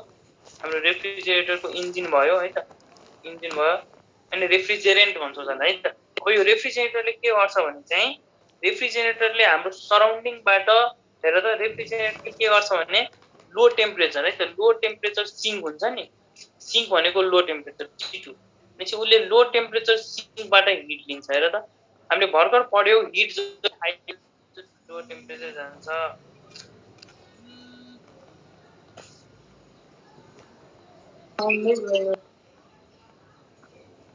हामीले भर्खर के पढ्यो भने हिट जहिले पनि high temperature to low temperature जाने गर्दछ तर यो रेफ्रिजरेटरले ठ्याक्क उल्टो काम गर्छ उसले चाहिँ लो टेम्परेचरमा भएको सब्स्टेन्सबाट चाहिँ हिट माग्छ के है त उसले लो टेम्परेचरबाट सब्स्टेन्सबाट हिट माग्छ भने चाहिँ उसले Q2 अमाउन्ट अफ हिट कहाँबाट लिन्छ सिङ्कबाट लिन्छ उसले Q2 अमाउन्ट अफ हिट सिङ्कबाट लिन्छ र हामीले के गर्नुपर्छ भने रेफ्रिजरेटर भित्र काम गर्नुपर्छ वी शुड वर्क है त रेफ्रिजरेटरले काम गर्ने हैन अघि चाहिँ के गर्यो गाडीले काम गर्यो मोटर बाइकले काम गर्यो तर रेफ्रिजरेटरमा चाहिँ हामीले एक्सटर्नल वर्क बाहिरबाट चाहिँ हामीले वर्किङ सब्स्टेन्स राखेर रेफ्रिजरेटर भित्र काम गर्नुपर्छ जुन हाम्रो घरमा इलेक्ट्रिसिटी कुदिरा हुन्छ त्यो भित्र हाम्रो रेफ्रिजरेटरको जुन सब्स्टेन्स हुन्छ त्यसले चाहिँ अब रेफ्रिजरेटरको इन्जिन भित्र चाहिँ काम गर्नु पर्यो एक्सटर्नल हेर त Q2 अमाउन्ट अफ हिट चाहिँ बाहिर सिङ्कबाट लियो लो टेम्परेचरबाट W अमाउन्ट अफ हिट हामीले रेफ्रिजरेटर भित्र भर्यो र टोटल हिट यो रेफ्रिजरेटरले के गरिदिन्छ त सराउन्डिङमा छोडिदिन्छ है त उसले टोटल हिट कुन हिट त Q1 = यो W र Q2 टोटल हिट उसले के गरिदिन्छ त सराउन्डिङमा रिलिज गरिदिन्छ र हामीलाई एक्जाममा सोध्छ है त if the door of refrigerator is left for half an hour or 1 hour then the temperature of room के हुन्छ भनेर सोध्छ भन त इन्क्रिज हुन्छ है त। हामीलाई के लाग्छ भने रेफ्रिजरेटर खोलिदियो भने त पुरै त्यो चिसोपन पुरै बाहिर एटमोस्फियरमा आउँछ होला जस्तो लाग्छ। होइन, त्यस्तो हुँदैन। रेफ्रिजरेटरले के गरिरहेको छ र त एक्सटर्नल वर्किङ सब्स्टान्सले गरेको एमाउन्ट अफ हिट र सिङ्कबाट एमाउन्ट अफ हिट उसले दुईवटै हिट सराउन्डिङमा छोडिदिरहेको हुन्छ। अनि सराउन्डिङको टेम्परेचर घट्ने होइन, झन् बढेर जान्छ। हाम्रो रेफ्रिजरेटरको हामीले ढोका खुल्ला छोड्यो भने त्यो हाम्रो रुम झन् तातो हुन्छ, चिसो हुने होइन, झन् तातो हुन्छ है त। अनि टेम्परेचर अफ सराउन्डिङ इन्क्रिजेस। किनभने उसले Q2 एमाउन्ट अफ हिट सिङ्कबाट लिन्छ प्लस वर्किङ सब्स्टान्स रेफ्रिजरेटरभित्र वर्किङ सब्स्टान्स हुन्छ। त्यो वर्किङ सब्स्टान्सले यो इन्जिनभित्र काम गर्छ र बाँकी सबैको हिट चाहिँ उसले सराउन्डिङमा छोडिदिन्छ। र हामीलाई यसको रेफ्रिजरेटरको efficiency or coefficient of performance कसरी निकाल्ने त? यसलाई इटा अर बिटा पनि भन्छौँ है त। इटा अर बिटा जेले पनि रिप्रेजेन्ट गर्दा हुन्छ। त इटा इक्वल्स टु उसले सिङ्कबाट कति हिट लियो त्यो hit divided by Q2 by W। अनि यो W भनेको वर्क डन होइन, एक्सटर्नल सब्स्टान्सले कति वर्क डन गर्छ र त्यसको रेसियोलाई हामीले अर एफिसियन्सी पनि भन्छौँ भनेर सम्झिनु पर्यो। र यो W भनेको के त हेर त, यो इक्वेसनबाट हामीले W भ्यालु निकालौँ or W equals to Q1 minus Q2 भनेपछि which equals to Q2 by Q1 minus Q2 है। W लाई Q1 माइनस Q2 भनेर लेखेँ। अर टेम्परेचरको टर्ममा लेख्ने हो भने चाहिँ यो टेम्परेचर सराउन्डिङको टेम्परेचर Q1 मानिदिउँ। त्यसो भए Q2 लाई T2 बाई Q1 लाई Q1 माइनस 2। अनि यसरी हामीले ठ्याक्क टेम्परेचरको टर्ममा पनि र हिटको टर्ममा पनि एफिसियन्सी र कोएफिसिएन्ट अफ पर्फर्मेन्स निकाल्न सक्छौँ। अनि के सम्झिने हेर त, यति धेरै कुरा सम्झेर काम छैन। एउटा कुरा मात्र सम्झिने, हिट इन्जिन छ कि रेफ्रिजरेटर छ है त। रेफ्रिजरेटर छ। यदि हिट इन्जिन छ भने एफिसियन्सी भनेको आउटपुट बाई इनपुट भनेपछि work done by Q1, input Q1 थियो भनेपछि Q1 minus Q2 by Q1। अब टेम्परेचरको टर्ममा Q1 minus T2 by Q1 सक्यो। यदि रेफ्रिजरेटर हो भने एफिसियन्सी भनेको ठ्याक्क उल्टो गर्ने, Q लाई माथि लग्ने भने तर Q गर्ने Q2 by W which equals to Q2 by Q1 minus Q2 which equals to T2 by T1 minus T2। त यति गर्यो भने चाहिँ हाम्रो सक्यो। हामीले यति कुरा युज गर्यो भने चाहिँ हाम्रो एन्सर निस्किन्छ। बुझ्यो त सबैले? यस सर। ल त्यसमा एउटा क्वेसन गरौँ। दाइ रेफ्रिजरेटरको डोर खुला हुन्छ अनि टेम्परेचर कन्स्ट्यान्ट हुन्छ कि इन्क्रिज हुन्छ रुमको? इन्क्रिज बढ्छ है त, रुम झन् तातो हुन्छ है त। अनि त्योमा त सिङ्क र सराउन्डिङको त टेम्परेचर सेम भइहाल्छ नि। केमा सेम हुन्छ? रेफ्रिजरेटरको डोर खुला हुन्छ अनि सिङ्क र सराउन्डिङको टेम्परेचर त्यो कन्डिसनमा सेम भइसक्यो हुन्छ। सिङ्क र सराउन्डिङको? हजुर, सिङ्क र सराउन्डिङको टेम्परेचर सेम हुन्छ र? सिङ्कले हाम्रो रेफ्रिजरेटरको वर्किङ सब्स्टान्सले के गर्छ भने चाहिँ सिङ्कबाट हिट लिन्छ है त। र वर्किङ सब्स्टान्सले वर्क पनि गर्छ। र जति हिट यसले वर्क गर्यो प्लस जति हिट सिङ्कबाट लियो है त Q2, त्यो सबै हिट उसले सराउन्डिङमा रिलिज गरिदिन्छ। आवाज आइरहेछ?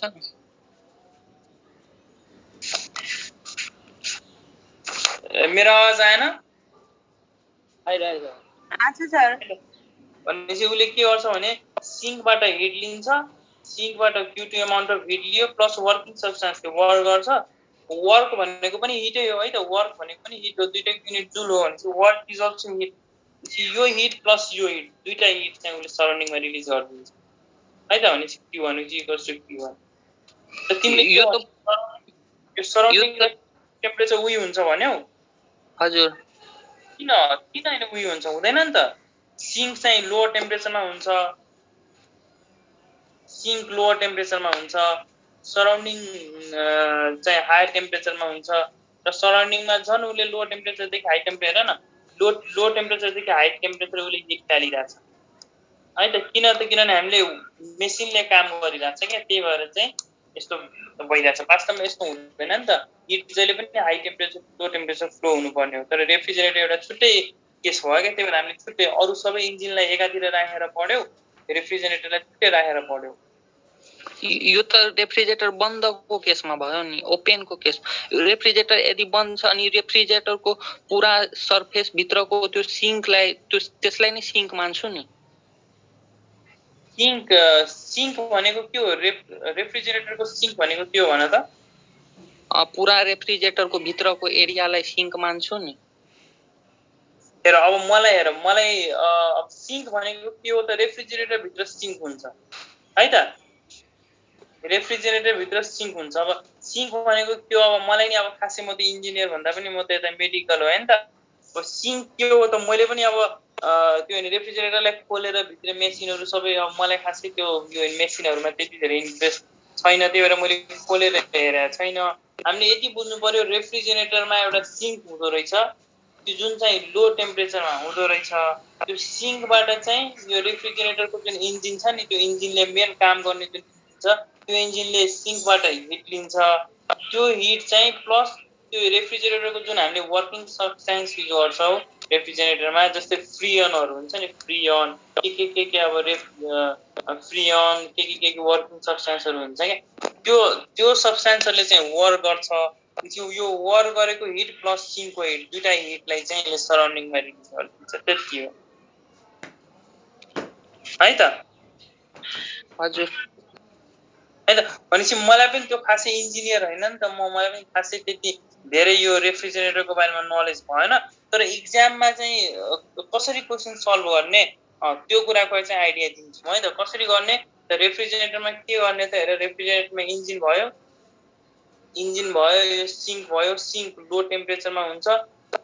हामीले वर्किङ सब्स्टेन्सले वर्क गर्छ। सिङ्कबाट यो इन्जिनले ड्यु एमाउन्ट अफ हिट दिन्छ, चाहिँ उसँग लिएको वर्क प्लस उसँग लिएको हिट दुईटै हिटलाई चाहिँ यो रेफ्रिजरेटरले के गर्छ त? सोर्स सराउन्डिङमा चाहिँ हिट छोडिदिन्छ। सराउन्डिङ चाहिँ हाई टेम्परेचरमा हुन्छ, T1 टेम्परेचरमा। सराउन्डिङलाई उसले Q1 एमाउन्ट अफ हिट छोडिदिन्छ, र Q1 भनेको यो Q2 प्लस W हो। यसरी हाम्रो रेफ्रिजरेटरले काम गरिरहेको हुन्छ। त्यही भएर सराउन्डिङको टेम्परेचर किन बढ्छ? हामीले रेफ्रिजरेटरको डोरलाई किन छोड्दियो भने किन सराउन्डिङको टेम्परेचर बढ्छ? किनभने यो रेफ्रिजरेटरले यो वर्किङ सब्स्टेन्सले गरेको वर्क बराबरको इनर्जी प्लस Q2 यो दुईटै इनर्जी चाहिँ सराउन्डिङमा रिलिज गरिदिरहेको हुन्छ। त्यही भएर चाहिँ हाम्रो सराउन्डिङको टेम्परेचर चाहिँ बढ्छ। ल अब एउटा क्वेसन गरौँ।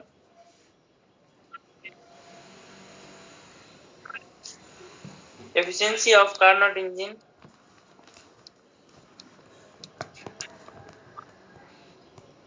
working between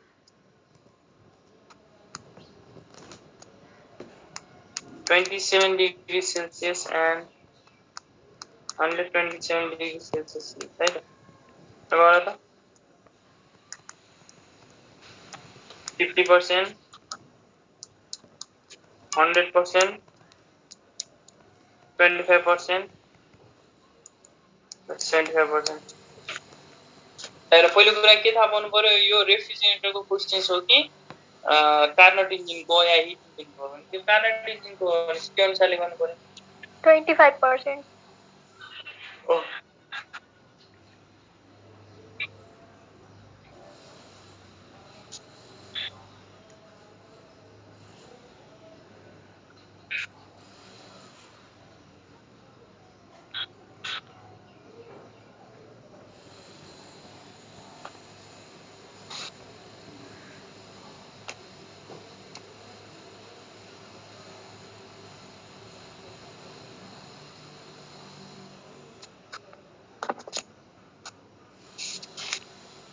गर सबैले गर।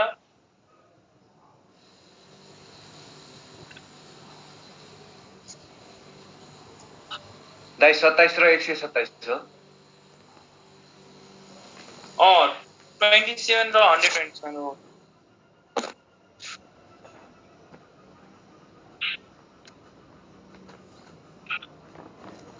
आउँछ सर। 75% हो दाइ। 25% होइन त सर, 50 हो। सबैले गर। 75%। 25%। 25% आउँछ। 25 आउँछ नि, 75 25 आउँछ नि। 25%।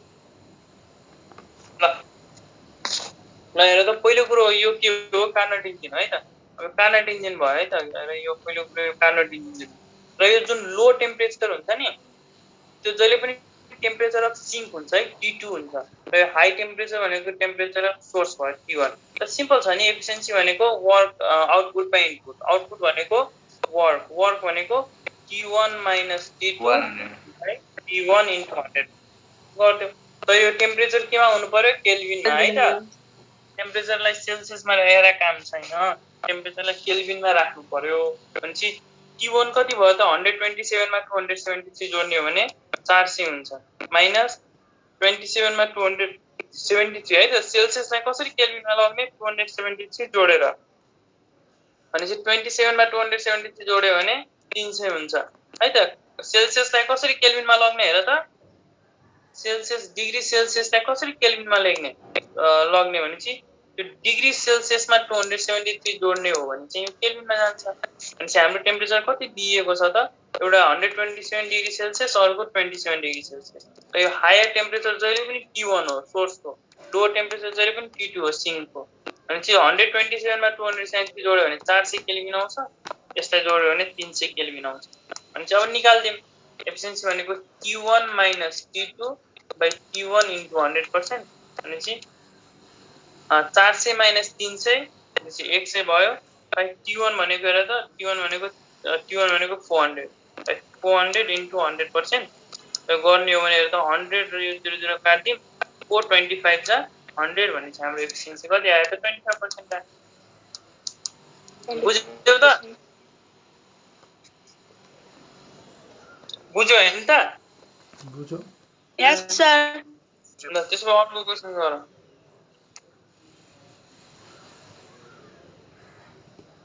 A Carnot engine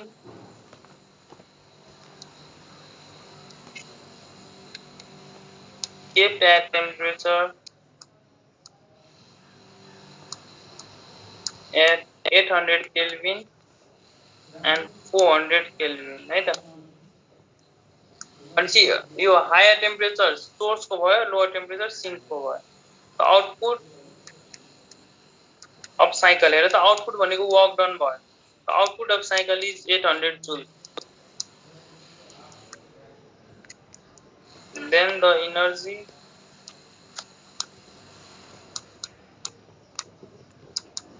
supplied by the source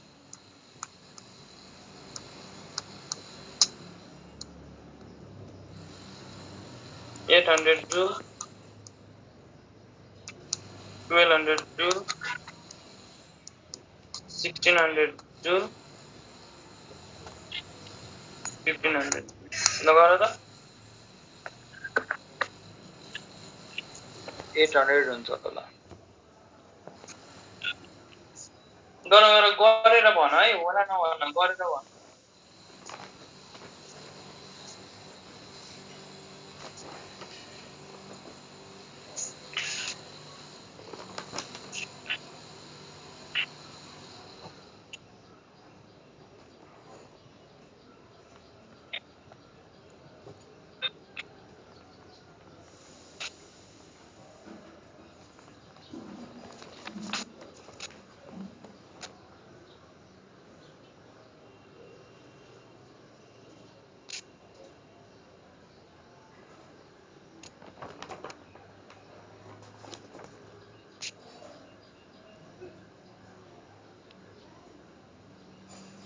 सोलह से जूल 100 जूल 1600 है त हेर त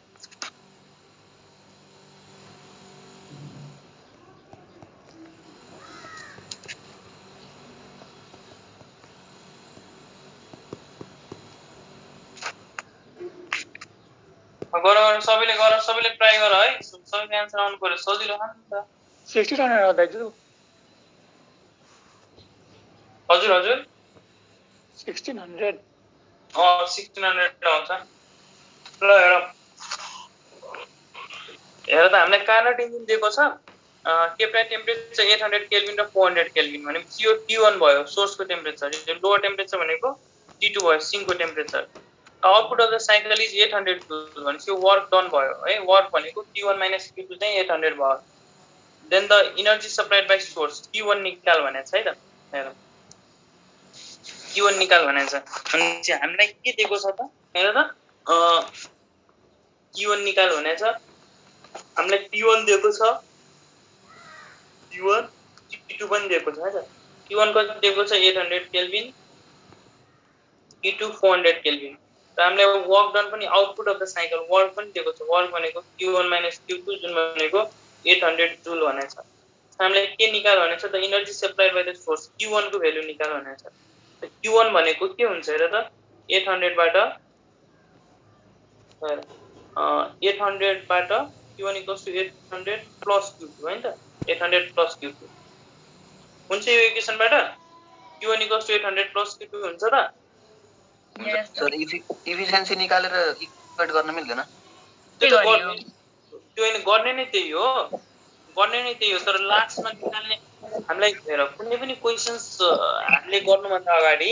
हामीले के निकाल्नु पर्ने हो त्यो सुरुमै निकाल्दिने हो के र बाँकी कुरा निकाल्न चाहिँ हामी वर्कआउट गर्छौँ के मलाई यो Q1 निकाल्न चाहिँ मलाई अब Q2 चाहिएन भन त मलाई यो क्वेशन Q1 निकाल भनेको छ त Q1 निकाल्नलाई मलाई अब Q2 चाहियो अब म Q2 निकाल्नलाई म सोच्छु के एकचोटी सोचेर प्लानलाई एक्जिक्युट गर्ने होइन के क्वेशन चाहिँ जसरी भन्दा छ त्यसरी जाने हो अब मलाई यहाँ गाह्रो के भयो त Q2 निकाल्नु पर्यो अब म सोच्छु Q2 कसरी निकाल्ने हैन त मेरो कुरा बुझ्यौ त हेलो है त भनेपछि हामी आवश्यकता अनुसार अगाडि के गर्ने नगर्ने त्यो कुरा यदि हाम्रो यही हैन स्टेपमा आन्सर आइदिएको भए किन त्यो एफिसिएन्सीको किन चक्कर हामी बोक्थ्यौ र हेर त यो Q1 भनेको 800 प्लस Q2 अब हामीले Q2 त क्वेशन दिएको छैन त हामीले यसको लागि अब केही कामहरु गर्नु पर्छ के गर्ने हेर त हामीलाई के थाहा छ हेर त Q1 Q2 त चाहिन्न त सर हामीलाई Q2 चाहिन्न होला है Q2 चाहिन्न sir W upon Q1 into 100 W upon Q1 गर्नु न सर मिल्छ सिधै ल हैन त्यस्तो गरे पनि ठिकै छ हेर त एफिसिएन्सी भनेको वर्क डन अपन Q1 हैन त हेर त त्यो पनि ठिकै हो भनेपछि यहाँबाट हामीलाई Q1 निस्किन्छ भनेपछि हेर त एफिसिएन्सी = फेरि T1 / T2 गर्नु पर्यो हैन त ल हेर त हामीलाई के थाहा छ भनेपछि एफिसिएन्सी भनेको के हो है त एफिसिएन्सी भनेको सुन न हामीलाई त्यो पनि गर्नु पर्दैन के Q1 / T2 = डाइरेक्ट हामीले हेर त Q1 / T2 भनेको Q1 / Q2 सँग डाइरेक्ट रिलेट गर्न सकिन्छ हैन त Q1 / T2 लाई हामीले डाइरेक्ट Q1 / T2 सँग रिलेट गर्न सक्छौ सकिन्छ किनकि कम्प्युटेसन डाइरेक्टली प्रोपोर्सनल हैन डाइरेक्टली प्रोपोर्सनल है त किनभने Q भनेको T सँग डाइरेक्टली प्रोपोर्सनल हुन्छ हामीले त्यो पनि गर्नु पर्दैन के हेर और Q1 / Q2 = T1 भनेको 800/400 800/400 भनेपछि 400 2 जा 200 भनेपछि Q1 / Q2 हाम्रो कति आउँछ 2 आयो है त Q1 / Q2 हाम्रो 2 आयो त्यसो भए अब हामी के गरौँ अब हामी अगाडि जाम हेर त हाम्रो क्वेशनले के भन्छ भने Q1 - Q2 = 800 भनेको छ Q1 - Q2 = 800 भनेपछि अब हामी के गरौँ यसलाई हामी के गरौँ Q1 - Q2 = 800 है त डिवाइडिङ बाइ Q1 माथि र तल गर्दियौ है त डिवाइडिङ बाइ Q1 गर्दियौ हेर जसरी गर्दा पनि हुन्छ है यसको यो अब एउटा कोही यही तरिकाले गर भनेर म भन्दिन तिमीलाई जसरी सजिलो लाग्छ गर मैले के गरे अब डिवाइडिङ बाइ Q1 सबैलाई dividing both left hand side र राइट ह्यान्ड साइड है त भनेपछि Q1 - Q2 / Q1 = 800/Q1 ल अब यहाँ त और हेर त Q1 र Q1 काट्यो 1 - Q2/Q1 = 800/Q1 है त 800/Q1 ल र हेर त यो Q2/Q1 कति आउँछ हेर त Q1/Q2 भनेको 2 आयो भने त Q2/Q1 1/2 आउँछ और हेर त 1 - Q2/Q1 भनेको 1/2 = 800/Q1 हेर भनेपछि 1 - 1/2 गर्दा कति आउँछ 1/2 आउँछ त 1/2 = 800/Q1 or Q1 equals to 1600. हामीले यसरी निकाल्दा पनि हुन्छ या तिमीले अघि भने जस्तो एफिसिएन्सी गरेर निकाल्दा पनि हुन्छ एफिसिएन्सी इक्वल्स टु हेर त यसरी निकाल्दा पनि हुन्छ या अघि जस्तो हामीले एफिसिएन्सी भनेको Q1 minus Q2 भनेपछि work divide by efficiency equals to work divide by Q1 हैन त वर्क डिभाइड बाइ Q1 और एफिसिएन्सी भनेको वर्क भनेको T1 minus T2 divide by T1 equals to work divide by Q1 यसरी गर्दा पनि हुन्छ है त और हेर त T1 minus T2 भनेको 800 minus 400 400 Q1 भनेको 400 हैन त Q1 भनेको सरी 800 Q1 भनेको 800 पछि 8 चाहिँ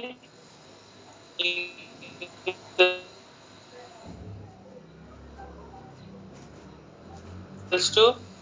वर्क भनेको डिभाइड गर्दिन डिभाइड बाइ Q1 और हेर त 401 जा 402 जा पछि Q1 इक्वल्स टु 802 जा 1600 यसरी गर्दा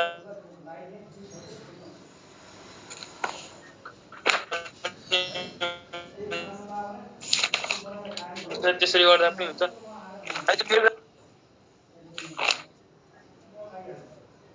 बुझ्यौ सबैले बुझ्यौ यस सर है त भनेपछि जसरी गर्दा नि भयो हेर त एफिसिएन्सी भनेको W बाइ Q1 है त अब यही एफिसिएन्सी भनेको त Q1 minus T2 by T1 पनि हो त्यो दुईटाले इक्वेट गर्दियौ यहाँबाट Q1 निकाल्दियौ है त Q1 निकाल्दियौ है यसरी गर्दा पनि भयो त्यसरी गर्दा नि भयो जसरी सजिलो हुन्छ गर ल है त हाम्रो यति भयो र अब हामी यो दुई चारवटा कुरा बुझ्दियौ त आइसोथर्मल प्रोसेस भनेको के हो temperature zero temperature equal iso भनेको सेम थर्मल भनेको टेम्परेचर अनि चाहिँ यस्तो जहाँ टेम्परेचर कन्स्ट्यान्ट छ त्यस्तो प्रोसेसलाई हामीले आइसोथर्मल प्रोसेस भन्छौँ है त अर्को हाम्रो एडियाब्याटिक प्रोसेस भनेको के हो एडियाब्याटिक प्रोसेस भनेको के हो हिट कन्स्ट्यान्ट प्रेसर कन्स्ट्यान्ट एडियाब्याटिक भनेको हिट एक्सचेन्जर हो हिट कन्स्ट्यान्ट जस्तै हाम्रो थर्मस के हाम्रो थर्मसमा एक दिन पानी राख्यो भने चाहिँ 4-5 दिनसम्म त्यो थर्मसको पानी तातो हुन्छ किनभने त्यो थर्मसबाट बाहिर हिट एक्सचेन्ज भएकै छैन क्या हामीले त्यो थर्मसको वरिपरि पुरै इन्सुलेटरहरू राखिदिन्छौँ जसले हिटलाई बाहिर निकाल्न जान दिँदैन हिट एक्सचेन्ज नै भएको छैन त्यसलाई एडियाब्याटिक सर हेलो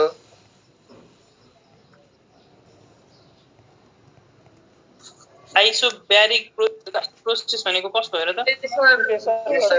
प्रेसर इक्वल ब्यारिक यो बार भनेको प्रेसर आइसो हेर त आइसोब्यारिक प्रोसेस यो बार भनेको चाहिँ प्रेसरलाई हामी बार भन्छौँ 1 बार 2 बार है प्रोसेस आइसोब्यारिक प्रोसेस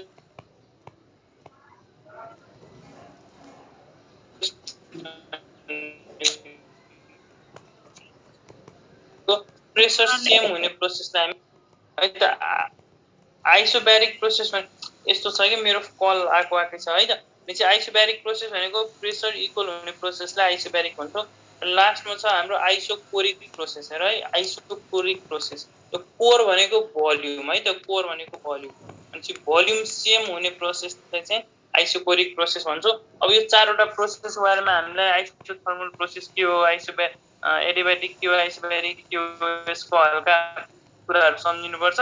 यो कुराहरू एकचोटि बुकमा हेर है त अब हाम्रो टाइम पनि अब हामीले बोटनी पनि सुरु गर्नुपर्ने हुन्छ त्यही भएर चाहिँ अब हाम्रो भोलिदेखि चाहिँ म साउन्ड सुरु गर्छु 2-3 दिन साउन्ड पढ्छौँ त्यसपछि चाहिँ म बोटनीको हामी प्लान्ट फिजियोलोजी जेनेटिक्सबाट चाहिँ सुरु गर्छु भोलि चाहिँ अब सबैले एकचोटि यिनीहरू यो चारवटा टपिक चाहिँ यसो हेरेर आऊ है त यसो यो टपिकहरू सजिलो छ बुक पनि छ होला यो चारवटा टपिकको बारेमा यसो के हो यिनीहरू के हो यसको हैन यसो भिडियोहरू पनि हेरेर आउँदा हुन्छ है त इक्वेसन पनि छ हाम्रो है त जस्तै आइसोथर्मलमा पिभी इक्वल्स टु कन्स्ट्यान्ट है त अर्ग्यानिकमा PV gamma equals to constant सबैको इक्वेसनहरू छ हैन अर्ग्यानिक चाहिँ उहाँले पढाउनुहुन्छ है सन्तोष सरले पढाउनुहुन्छ म चाहिँ अब बोटनी सुरु गर्छु है त भोलि चाहिँ साउन्ड वेभ एन्ड साउन्ड सुरु गर्छु 2-3 दिन हाम्रो वेभ एन्ड साउन्ड लाग्छ त्यसपछि चाहिँ हामी बोटनीतिर जान्छौँ है त आजलाई हामी यति राखौँ सर हजुर त्यो थर्मसमा चिसो पानी राखे पनि चिसै रहिरहने हो चिसो पानी राख्यो भने पनि चिसो हुन्छ, हिट एक्सचेन्ज नै हुँदैन थर्मसमा है त। दादा हजुर क्यापासिटर पनि गरिन्छ कि के हुन्छ? इलेक्ट्रोस्ट्याटिक गरिन्न, त्यो अब धेरै टाइम लाग्छ, हामीसँग टाइम छैन नि त। र मैले त्यो लेख्ने बेला पनि इलेक्ट्रोस्ट्याटिक मैले लेखाएको थिएन क्या है त। इलेक्ट्रोस्ट्याटिक भनेको एकदम भास्ट टपिक हो, त्यो हुन चाहिँ त्यो हामीले 12 घन्टा 15 घन्टा लाग्छ है त त्यो तर त्यसको मैले क्वेसन्सहरू उता गराएको थिएँ नि त। मोडर्न फिजिक्स हामीले पढ्ने बेला त्यो हामी 3-4 वटा क्वेसन्स त्यहाँबाट पनि गराएको थियौँ है त। हामीले इलेक्ट्रोस्ट्याटिकको क्वेसन्सहरू ठ्याक्क मोडर्न फिजिक्स इलेक्ट्रिसिटीसँग रिलेट गराएर गराएको थियौँ। अब त्यो क्यापासिटर नै भनेर चाहिँ अब क्यापासिटरको सिरिज प्यारलेल ठ्याक्क रेजिस्टरको उल्टो हुन्छ, त्यो कुराहरू त जानिराख्ने, रेजिस्टर भन्दा ठ्याक्क उल्टो हुन्छ, त्यो सिम्पल कुराहरू छ। अब यो डिटेलमै पढ्न थाल्यो भने फेरि हामी अब किनभने हामीले अब इक्जाम हाम्रो 9 गतेदेखि छ भने त एटलिस्ट तिमीहरूलाई यो महिनाको लास्टसम्म चाहिँ एटलिस्ट पढ्ने टाइम त लास्टमा 8-9 दिन त दिनु पर्यो है त। भनेपछि अब यो इक्जामकै दिनसम्म त पढाइयो भने त तिमीहरू पनि आफ्नो सेड्युल हुन्छ, टाइम हुन्छ, कसरी रिभिजन गर्ने के गर्ने। त्यही भएर चाहिँ हामीले त्यो टपिक चाहिँ इलेक्ट्रोस्ट्याटिक चाहिँ अहिलेलाई होइन, अब यसपालि अब इक्जाम देऊ, सबैजना इक्जाम देऊ, इक्जाम राम्रो भयो भने एडमिसन भयो भने ठिकै छ। अब भएन भने चाहिँ हाम्रो 400 आवर्सको हाम्रो सुरु हुन्छ कि हामीले एभ्री इयर्स हामी सुपर 30 प्याकेज भनेर खोज्छौँ कि सुपर 30, त्यहाँ हामी 30 जनालाई मात्र राख्छौँ र त्यही 30 जनालाई नै मात्र हामी पढाउँछौँ। भनेपछि त्योमा चाहिँ अब पछि कुरा गरौँला। अहिलेलाई चाहिँ के गर भने भोलि चाहिँ सबैजनाले sound and wave and sound आज चाहिँ यो प्रोसेसरको बारेमा क्वेसन्सहरू प्र्याक्टिस गर। भोलि चाहिँ हामी वेभ एन्ड साउन्ड सुरु गर्छौँ र वेभ एन्ड साउन्डको के हो, लङ्गिट्युडनल वेभ भने के हो, ट्रान्सभर्स वेभ भने के हो, त्यस्तो कुराहरू चाहिँ लङ्गिट्युडनल वेभ कहाँ हुन्छ, ट्रान्सभर्स वेभ कहाँ हुन्छ, जेनरल कुराहरू है त। अब त्यो हामी लङ्गिट्युडनल के हो, ट्रान्सभर्स के हो, त्यो त हामीले हजुर म्याग्नेटिजम नै पढाउनु न। म्याग्नेटिजम त मैले एसी पढाएँ है त, एसी पढाएँ। अब बाँकी हाम्रो यो यस्तो छ कि अब तिमीहरू अब कहिलेसम्म पढ्छौ भन्ने कुरो हो। इक्जाम हाम्रो श्रावण 9 गतेसम्म छ है त। अब त्यो कहिलेसम्म पढ्छौ भन्ने कुरो, अब किनभने हामीले त अझै मैले बोटनी पढाउनु छ, यो पढाउनु छ। अब हेरौँ न तिमीहरू कहिलेसम्म पढ्न सक्छौ। तिमीहरूले सर अब छोडिदिनु, हामी आफै पढ्छौ भने आफै पढ होइन। अब तिमीलाई यदि समय भयो भने यस्तो हो, म्याग्नेटिजम मैले बुझाउनै सक्दिनँ नि त फिजिक्स, अनलाइन क्लासबाट म बुझाउने म